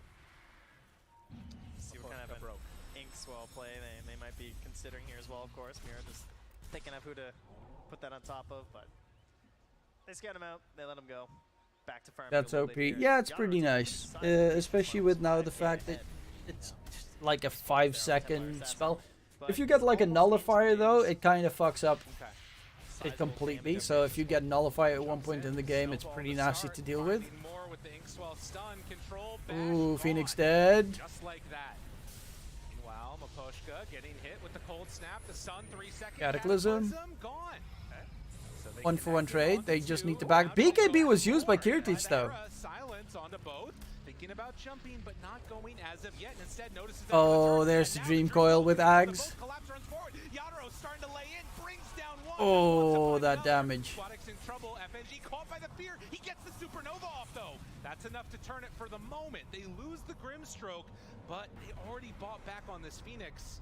It's a big commitment by VP to hold off the assault. I mean, yeah, buyback as well from the Tusk too, I believe. Yeah, my push also bought back. FNG because it didn't really look like the fight was going to develop anymore after. Wait, Yathro's going Daedalus and Silver Edge? Notice he's in some trouble, but they managed to find the stun. Okay, Dawnbreaker ult now in to join the fight. FNG dead. Gone. Didn't stand a chance there.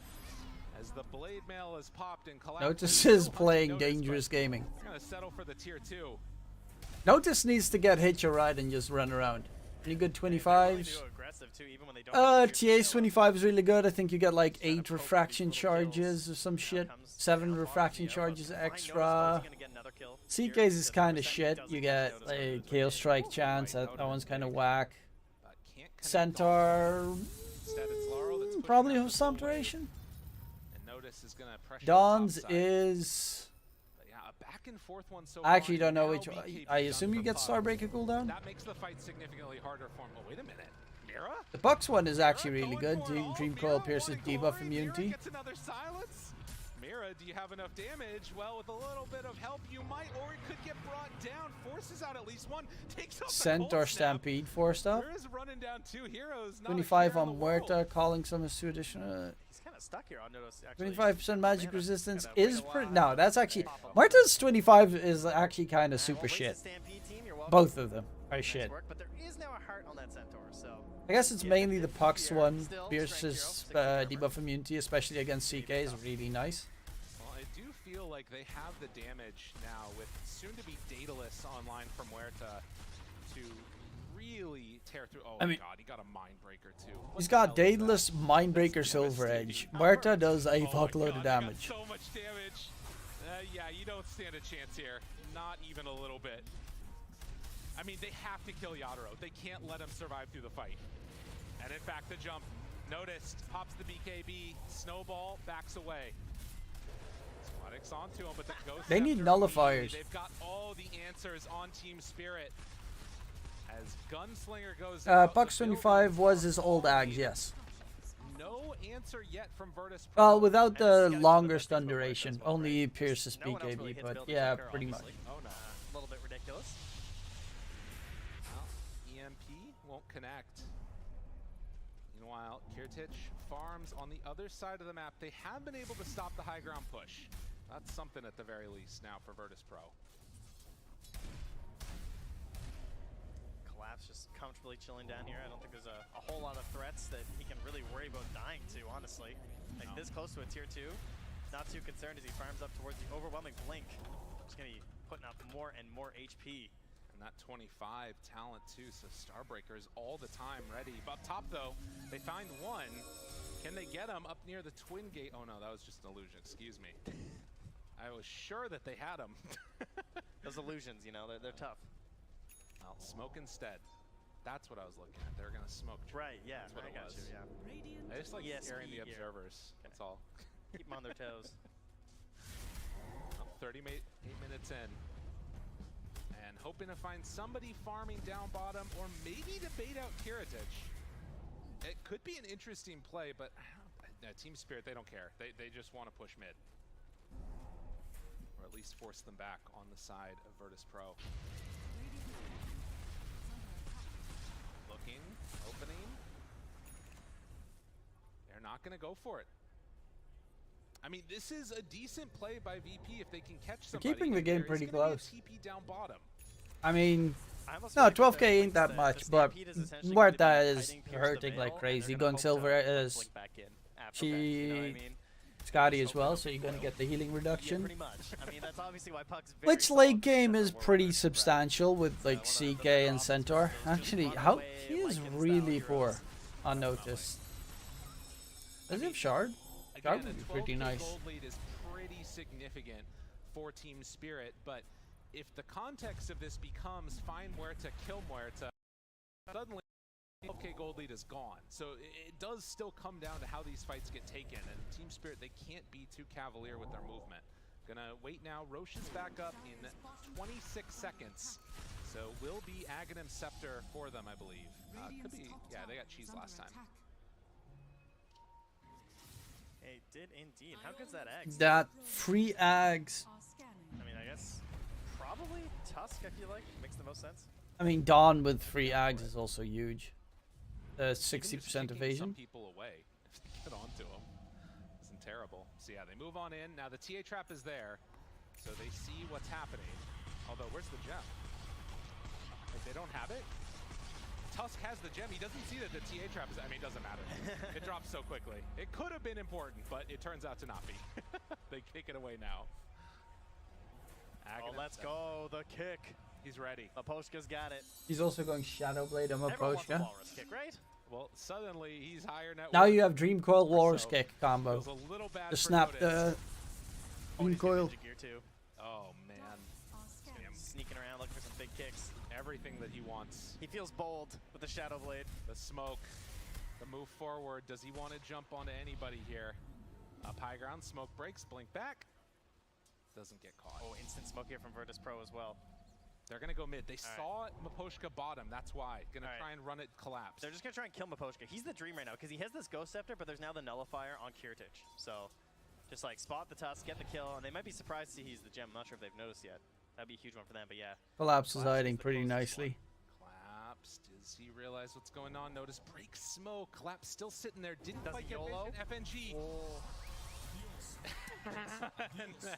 A little bit of chat wheel there. Crowd Notice should have Got a responded smirk there. in there, yeah.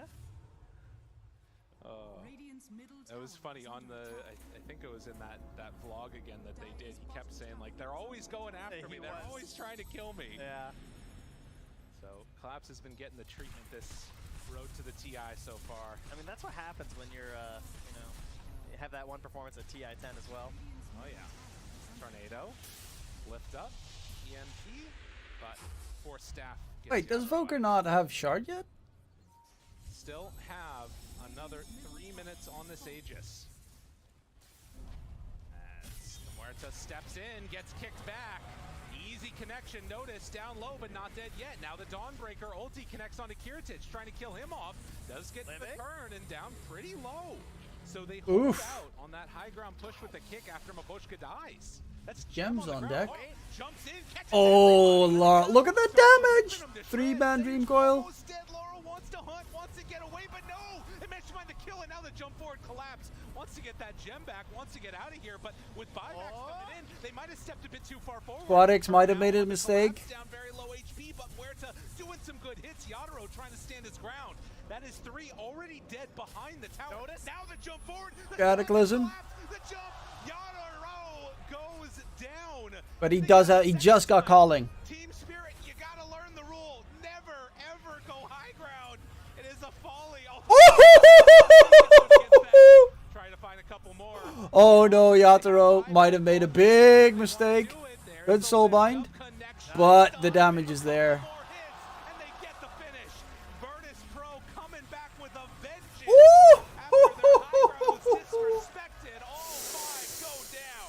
Oh, they chase so deep there. I mean, I'm Oh. the only carry player or hero he's played more than once is Muerta. I mean, I get it on Yadaro, right? He keeps moving through all these other heroes, picks the Faceless Void for the first time game 1, comes back with his Muerta here.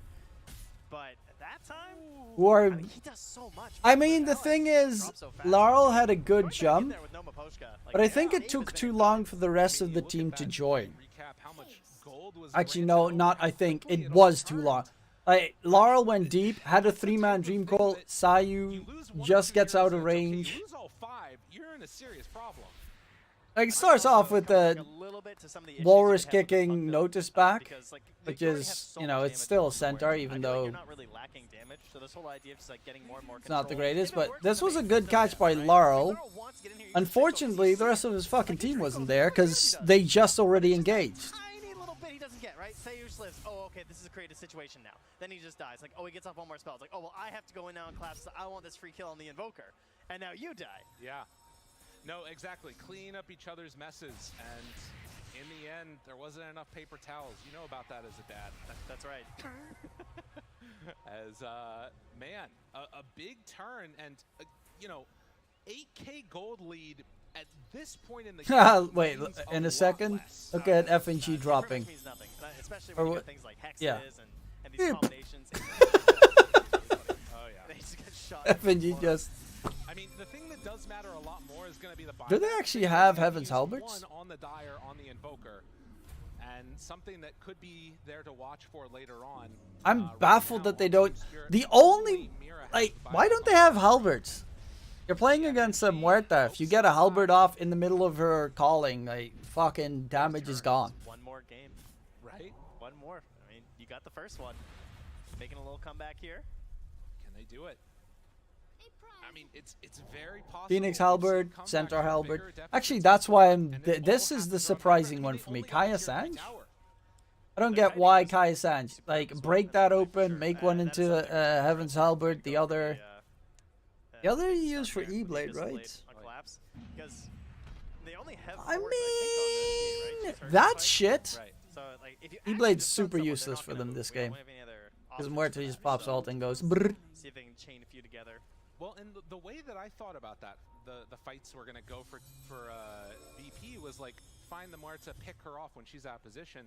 But that was a much more like measured, find one pick off, then wait for them to overextend, find another, find another, find another. It's just little piranhas chewing you up as opposed to the one big bite. And people barely surviving. Also, the Cataclysm. Yeah. They come in as well. He's got a Hex now on Invoker. That's a big deal. Double Hex. This is not support Invoker anymore. This is level 23 Invoker going for Refresher. Level We're 46 minutes into this game. Radial Yeah, I realize. Deafening Blast It's been a fun later. one. I mean, depending on how it goes, if I'm Virtus Pro, I'm still sitting high ground for a while though, right? Oh yeah, there's nothing to gain out here right now. You know, 25 on Puck too for the Dream Coil. that is a huge buff. Immunity. Yeah, very big talent. Obviously, some of you used to What be does able to buy, Maposka? now you gotta earn it. I short You buy cooldown. Midas. Then you can kind of buy it. There you go. Buying experience always feels good. But yeah, 7K gold, all that separates these two teams. And at a decent position, 61 kills in. I think Marta for should get a Virtus Pro Swift to Blink. Continue to mount this comeback. Because with the puck diving so They have a deep, you lot of need, it. and the They have Tusk all as well, set you just kind of gets need to be thwarted able now, to but jump it's in the all middle of all the under enemy the team. pillar. Scary, If he scary. gets Thinking about Swift jumping Blink in. and is Maposka able to like front and center with that leap ninja gear. into the enemy line, he can like Find anybody. two-shot the supports Second in three no on time. board, drops down a ward. That scouted collapse is going to see the hammer retreat back towards them, and they're going to try and force back Virtus Pro by going to top. Maybe looking for a Maposka kickback play here, hoping that someone's going to be here. This is a nice play.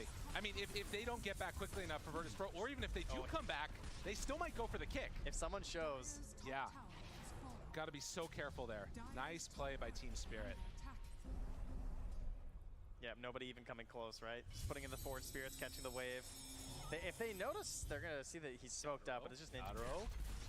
Looking, Maposka, Tornado, lifts. Still looking for that jump and kickback from Maposka. Oh, he does have the shard Notice now this on is a Voker. Scary target to go on. They're thinking about it. Kiritich waiting, FNG waiting. They're all ready for an overextension. They even popped the Phantasm now. While mid is pushing in, they have an illusion there. And they're going to TP one back. So Collapse is going to deal with the waves. Yeah, has his Solar Guardian come right back into the fight, so he's certainly the prime target, but they're going to smoke out right away. Again, Solar Guardian can't come through, but they're looking for a kill Mira. through that healing. Swatix, open. Laurel down low ground. Silence, get him. Force the BKB forced. Roche is up in 2 minutes. It's going to be a Radiant Roche. Phantasms are running a little bit low. They just want to secure That's Roche number some 4. space to get a little bit of gold right now. Dude, it's so, you can tell these teams are freaked out. One wrong move, you're potentially going to the lower bracket for Team Spirit. Virtus Pro, they're continuing on. They are the upper still bracket. chasing? They want to take advantage of no BKB, I guess. They're afraid of losing another Roche. They're constantly dewarding as well, checking these high Oh. grounds right now. Yeah. Unfortunately, they don't have a lot of vision to leave behind. I mean, they have traps, sure. Sending in some. Thinking. Poshka, Yadaro steps forward. They're all there right to the side, waiting up on that high ground. Now, Roche is capable of respawning. We know it's going to come back bottom. This is where the battle is going to take place. Yadro might run into Roche here. Maposhka, he steps forward, breaks smoke. Kiritich also breaks. Roche, don't ruin this fight here. Thinking, dead shot almost connects onto the CK. Dude, this is where Ninja Gear becomes so good too. Who actually has Ninja Having Gear? that on Tusk, as well as Grimstroke, is absolutely clutch. Both supports have Ninja Gear. 30 more seconds to the Down. respawn.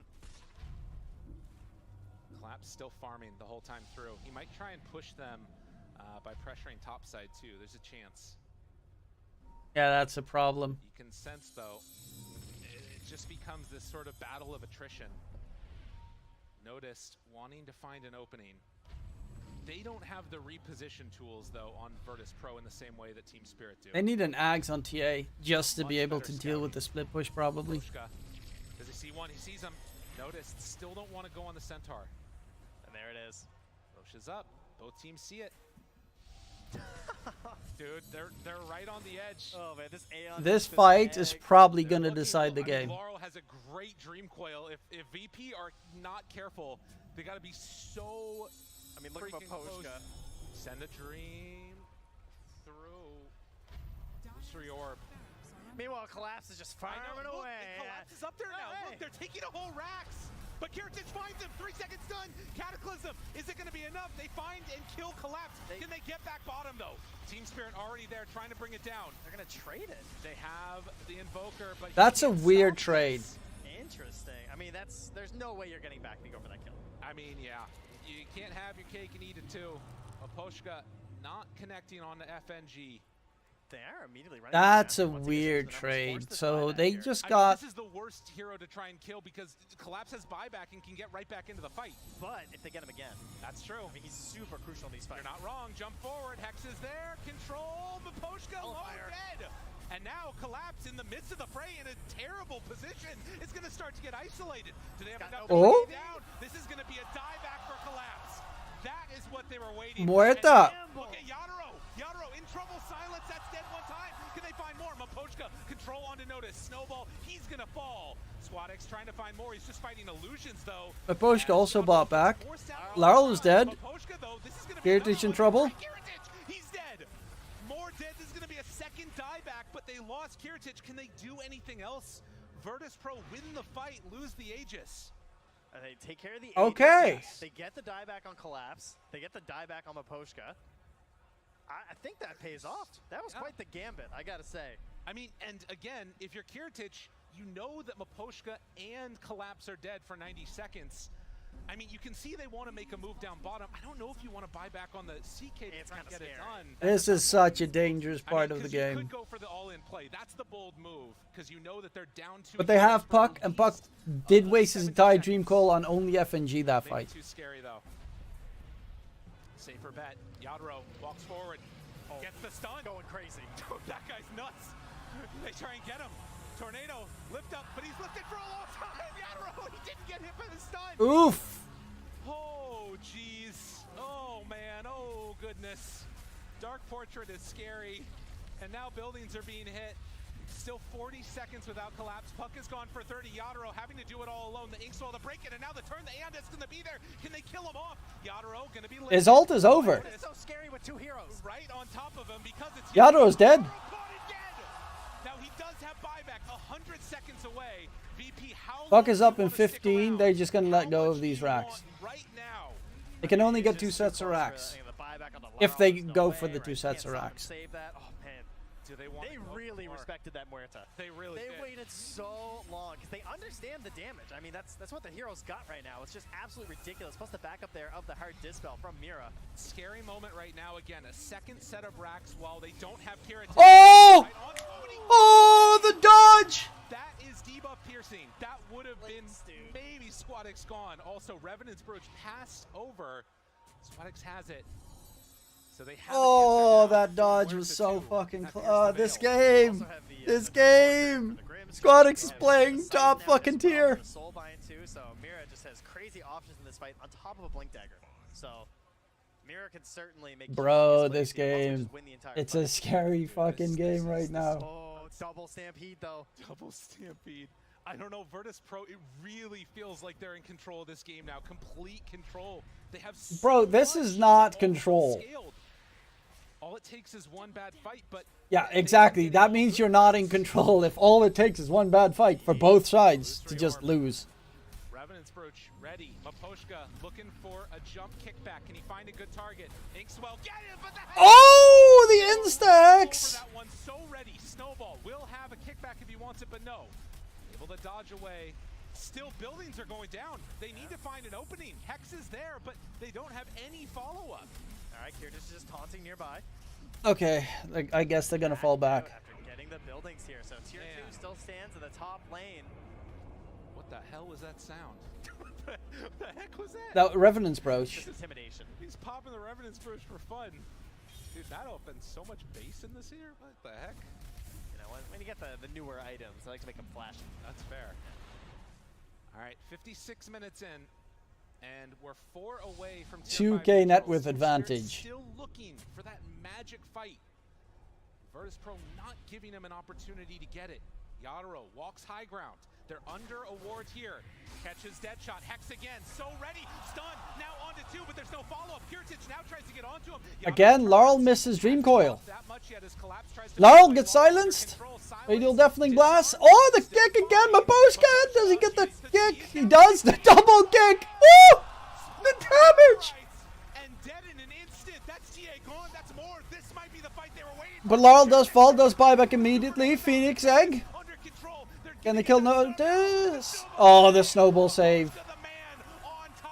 They all buy back, but it takes so long. They have no way to get there. That is what Spirit needed. And immediately the buybacks all just ring out here from Virtus Pro. There was no buyback timer left for the center. That's why he committed for the refreshers. And this is why you don't say VP's got full control. For Team Spirit. Down 2 racks. But the goal moving in their favor, and as well for that fight, I'm going to guess level 30. Oh, it's so close. I mean, Collapse was close before the fight as well, but almost there. We also have 29.5 I mean, CK at this stage in the game, he normally tends to one-shot supports, but Notice goes in and the snowball dodge. Did he just like instantly lose all those CK illusions? Not something you get to see too often right here. He just breaks up the whole fight right there. See ya. He gets the cheese like right on time on the Tusk. One more hit, he dies. No buyback available on Tusk. You probably win the fight there because Kirtich can walk away. We actually might need to get into this one in a second because they could think about... They have Refresher Dream Coil. They're running down mid with Laurel right now. I mean, again, you don't have Centaur for a while as they start to siege high ground, take down one set of racks. In this moment, are they going to be able to get everything? They've already taken all the tier 3 towers, now going to move for the bottom racks. This was looking like Virtus Pro were going to clean up the end of it. Team Spirit rally back. They have creeps in their base still. I mean, what's going to happen now? It looks like one more melee racks top side. I guess they'll... Right now. Smoked up, hugging the tree line up top. Hoping that they overcommit onto Kirtich. Waiting. Buyback status, none of them. Nobody has buyback. Nobody. Cataclysm. Oh, the snowball save!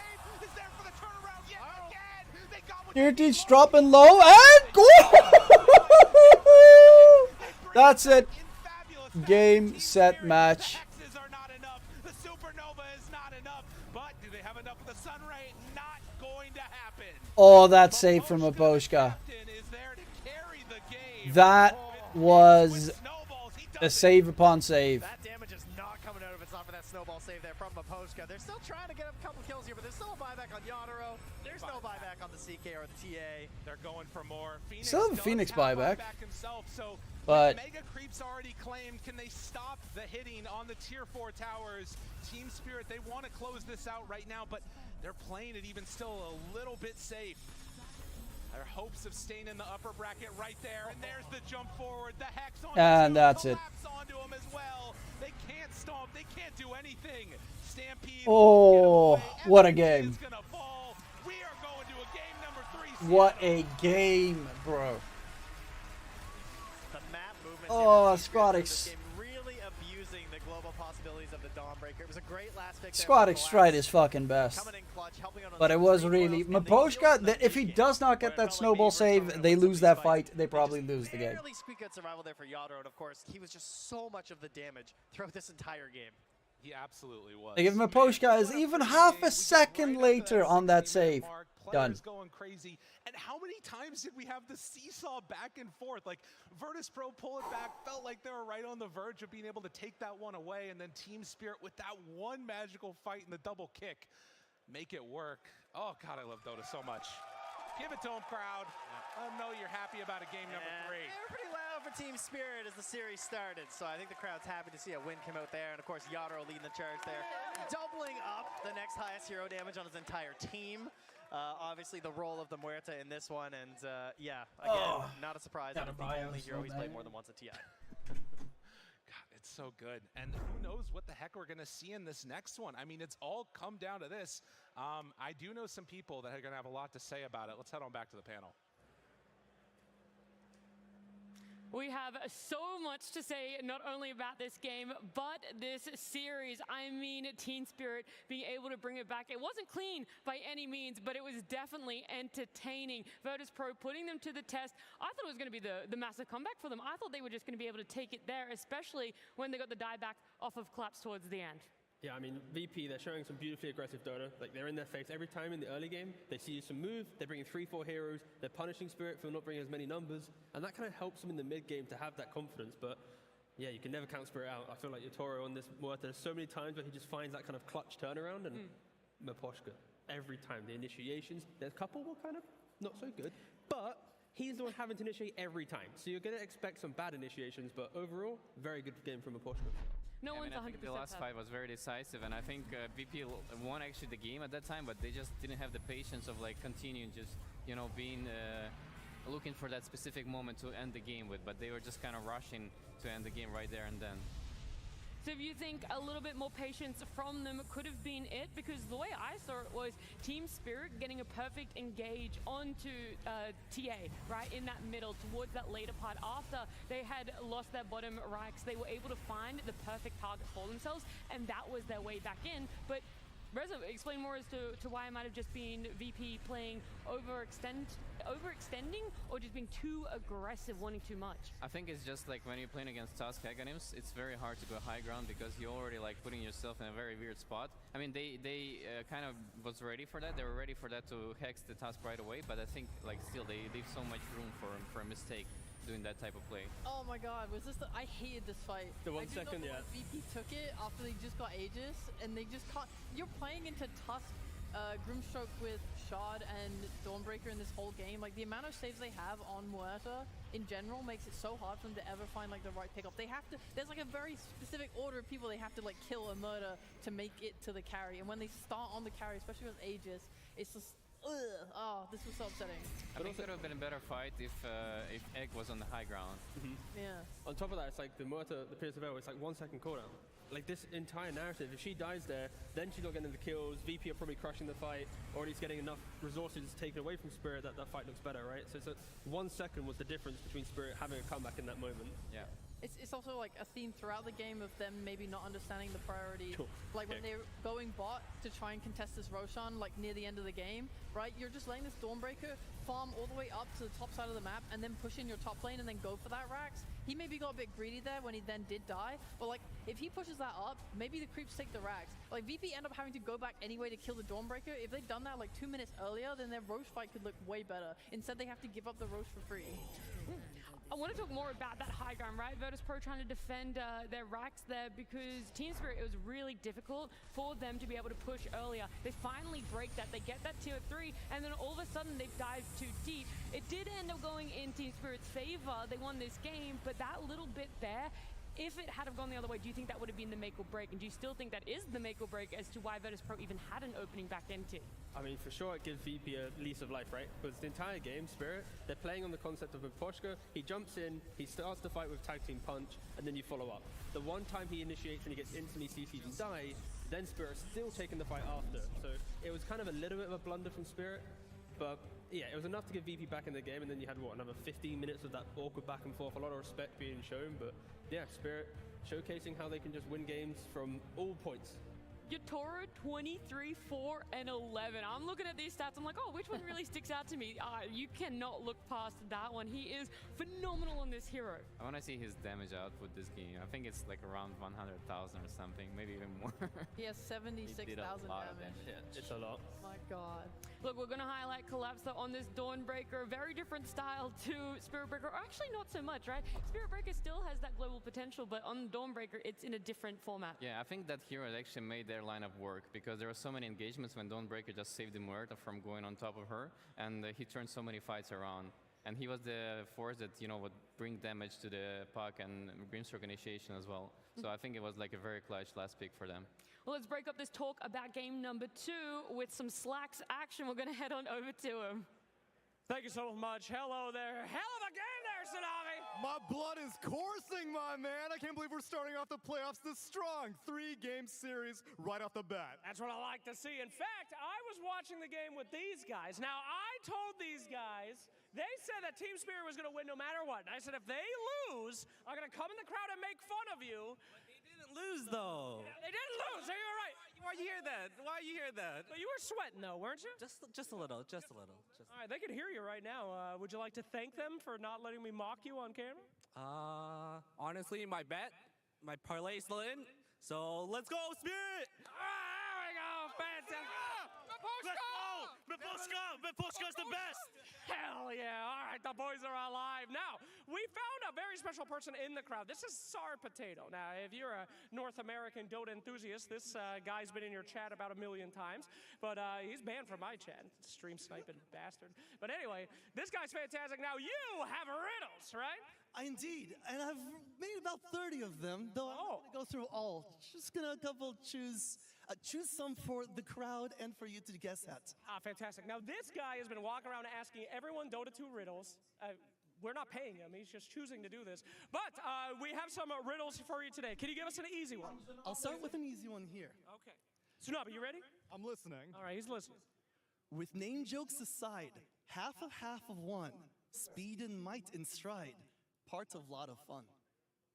What the hell? One more time for me. Say that again. Say that again. With name jokes aside, half of one, speed and might in stride, part of lot of fun. Okay, does anyone know the answer to that? I'll read it one more time. Any hypotheses out here? With name jokes aside. With name jokes aside. Half of one. Half of one. Speed and might in stride. Speed and might in stride. Part of lot of fun. Part of Okay, oh my god, we got fun. Snap! My boy snapped and raised his hand. All right, this is a Dota Hero, Dota Idol, it's just Dota related. All right, what do you got for me? It should be quarterstaff. Quarterstaff. A quarterstaff! Oh, well done. Quarter for half of one, speed and might in stride. All right, give us a hard one. One more hard one. That wasn't a hard one, is what That you're was saying. very hard. That was novice level. My brain shut off as soon as he started talking. I'm bad at riddles. All right, give me a really hard one. Here's one for you, for all the challenge. The worlds I create, full of fear and of hate, put all in a vulnerable state. My obsession is real with the terror you feel. Before me, even gods kneel. All right, Slacks, one more time for me. What I'm the not hell? to process that. The world I create, full of fear and hate. The world I create, all fear and hate? Full of fear and hate, put in a vulnerable state. My obsession is real, with terror you feel. Before me, even the gods kneel. This is nonsense. Are you a crazy person? What the hell? Anyone got an idea? Is that about a hero or what? That guy's way out here. Run, Tsunami, run, bro. Push people out of your way. I don't want to do that. Come on. We're off. Spirit breaker through this. Be very considerate. Run. Stepped on a Wow, foot. that I'm is so far. sorry. That is so far. He is really going to step, Tsunami. Go. He's running. Oh, What do we no, got? now he's running. Okay, last one. Let's hear it. First of all, go Phils. Let's go. I see the hat. It's going to be Bane. It is. All right, well, fantastic. Well, we got some smart. Smart Dota players here. Congratulations, everybody, for solving your riddles. If you see this man around, he'll be there. Oh But yeah, Bane Nat creates T and, nightmares. the fans on the panel, do you guys are you smart? I didn't get any of these. I'll ask you guys. Did you get any? Hate riddles. I love riddles. I'm with Slacks. My brain just shut off, but you did good. I did get both of them. I got get Quarterstaff and Bane. The second one, I guess, Nightmare, which I guess is Bane's. Yeah. Close enough. I was going to say, I got like World, Fear, and then I was just like, Terror, I think the other one was. I'm like, it's got to be Bane. Yeah. And the Quarterstaff one, I only got, because half of one is a quarter. I'm stupid. I don't know math. Half? I got the quarter, but yeah. what is quarter like? I just put it together. I was like, quarter stuff. No, great riddles. You can go around. You can ask for an easy riddle, a difficult riddle. T's like, I'm not going to ask for a riddle at all. They just don't tickle me. I'm good. Well, look, maybe talking about the teams will tickle your fancy, something that you're more than capable to talk about, because Team Spirit brought it back into game number 3, our first series here in the upper bracket, and Virtus.pro could have taken this 2-0. It could have been that clean sweep for them, but Team Spirit... I'm stupid, I don't know math. They're Math one is of the really most hard. adaptable teams ever, and they were able to Dude, make these those are quick Dota changes between game players. 1 and 2. It wasn't clean, so what needs They're to be changed for stupid, game 3? but also very smart. For VP, It's at great. least, But I'm gonna go. I know it's early, but my dad wants to watch a show, so I'm like, he's in the Netherlands right now, so I want to watch Stranger Things with him. I might be back later. Not really sure. Maybe for Liquid versus Talon I'd be back, but I'll see. I'll post it in Discord if I will be. And have a wonderful day, guys.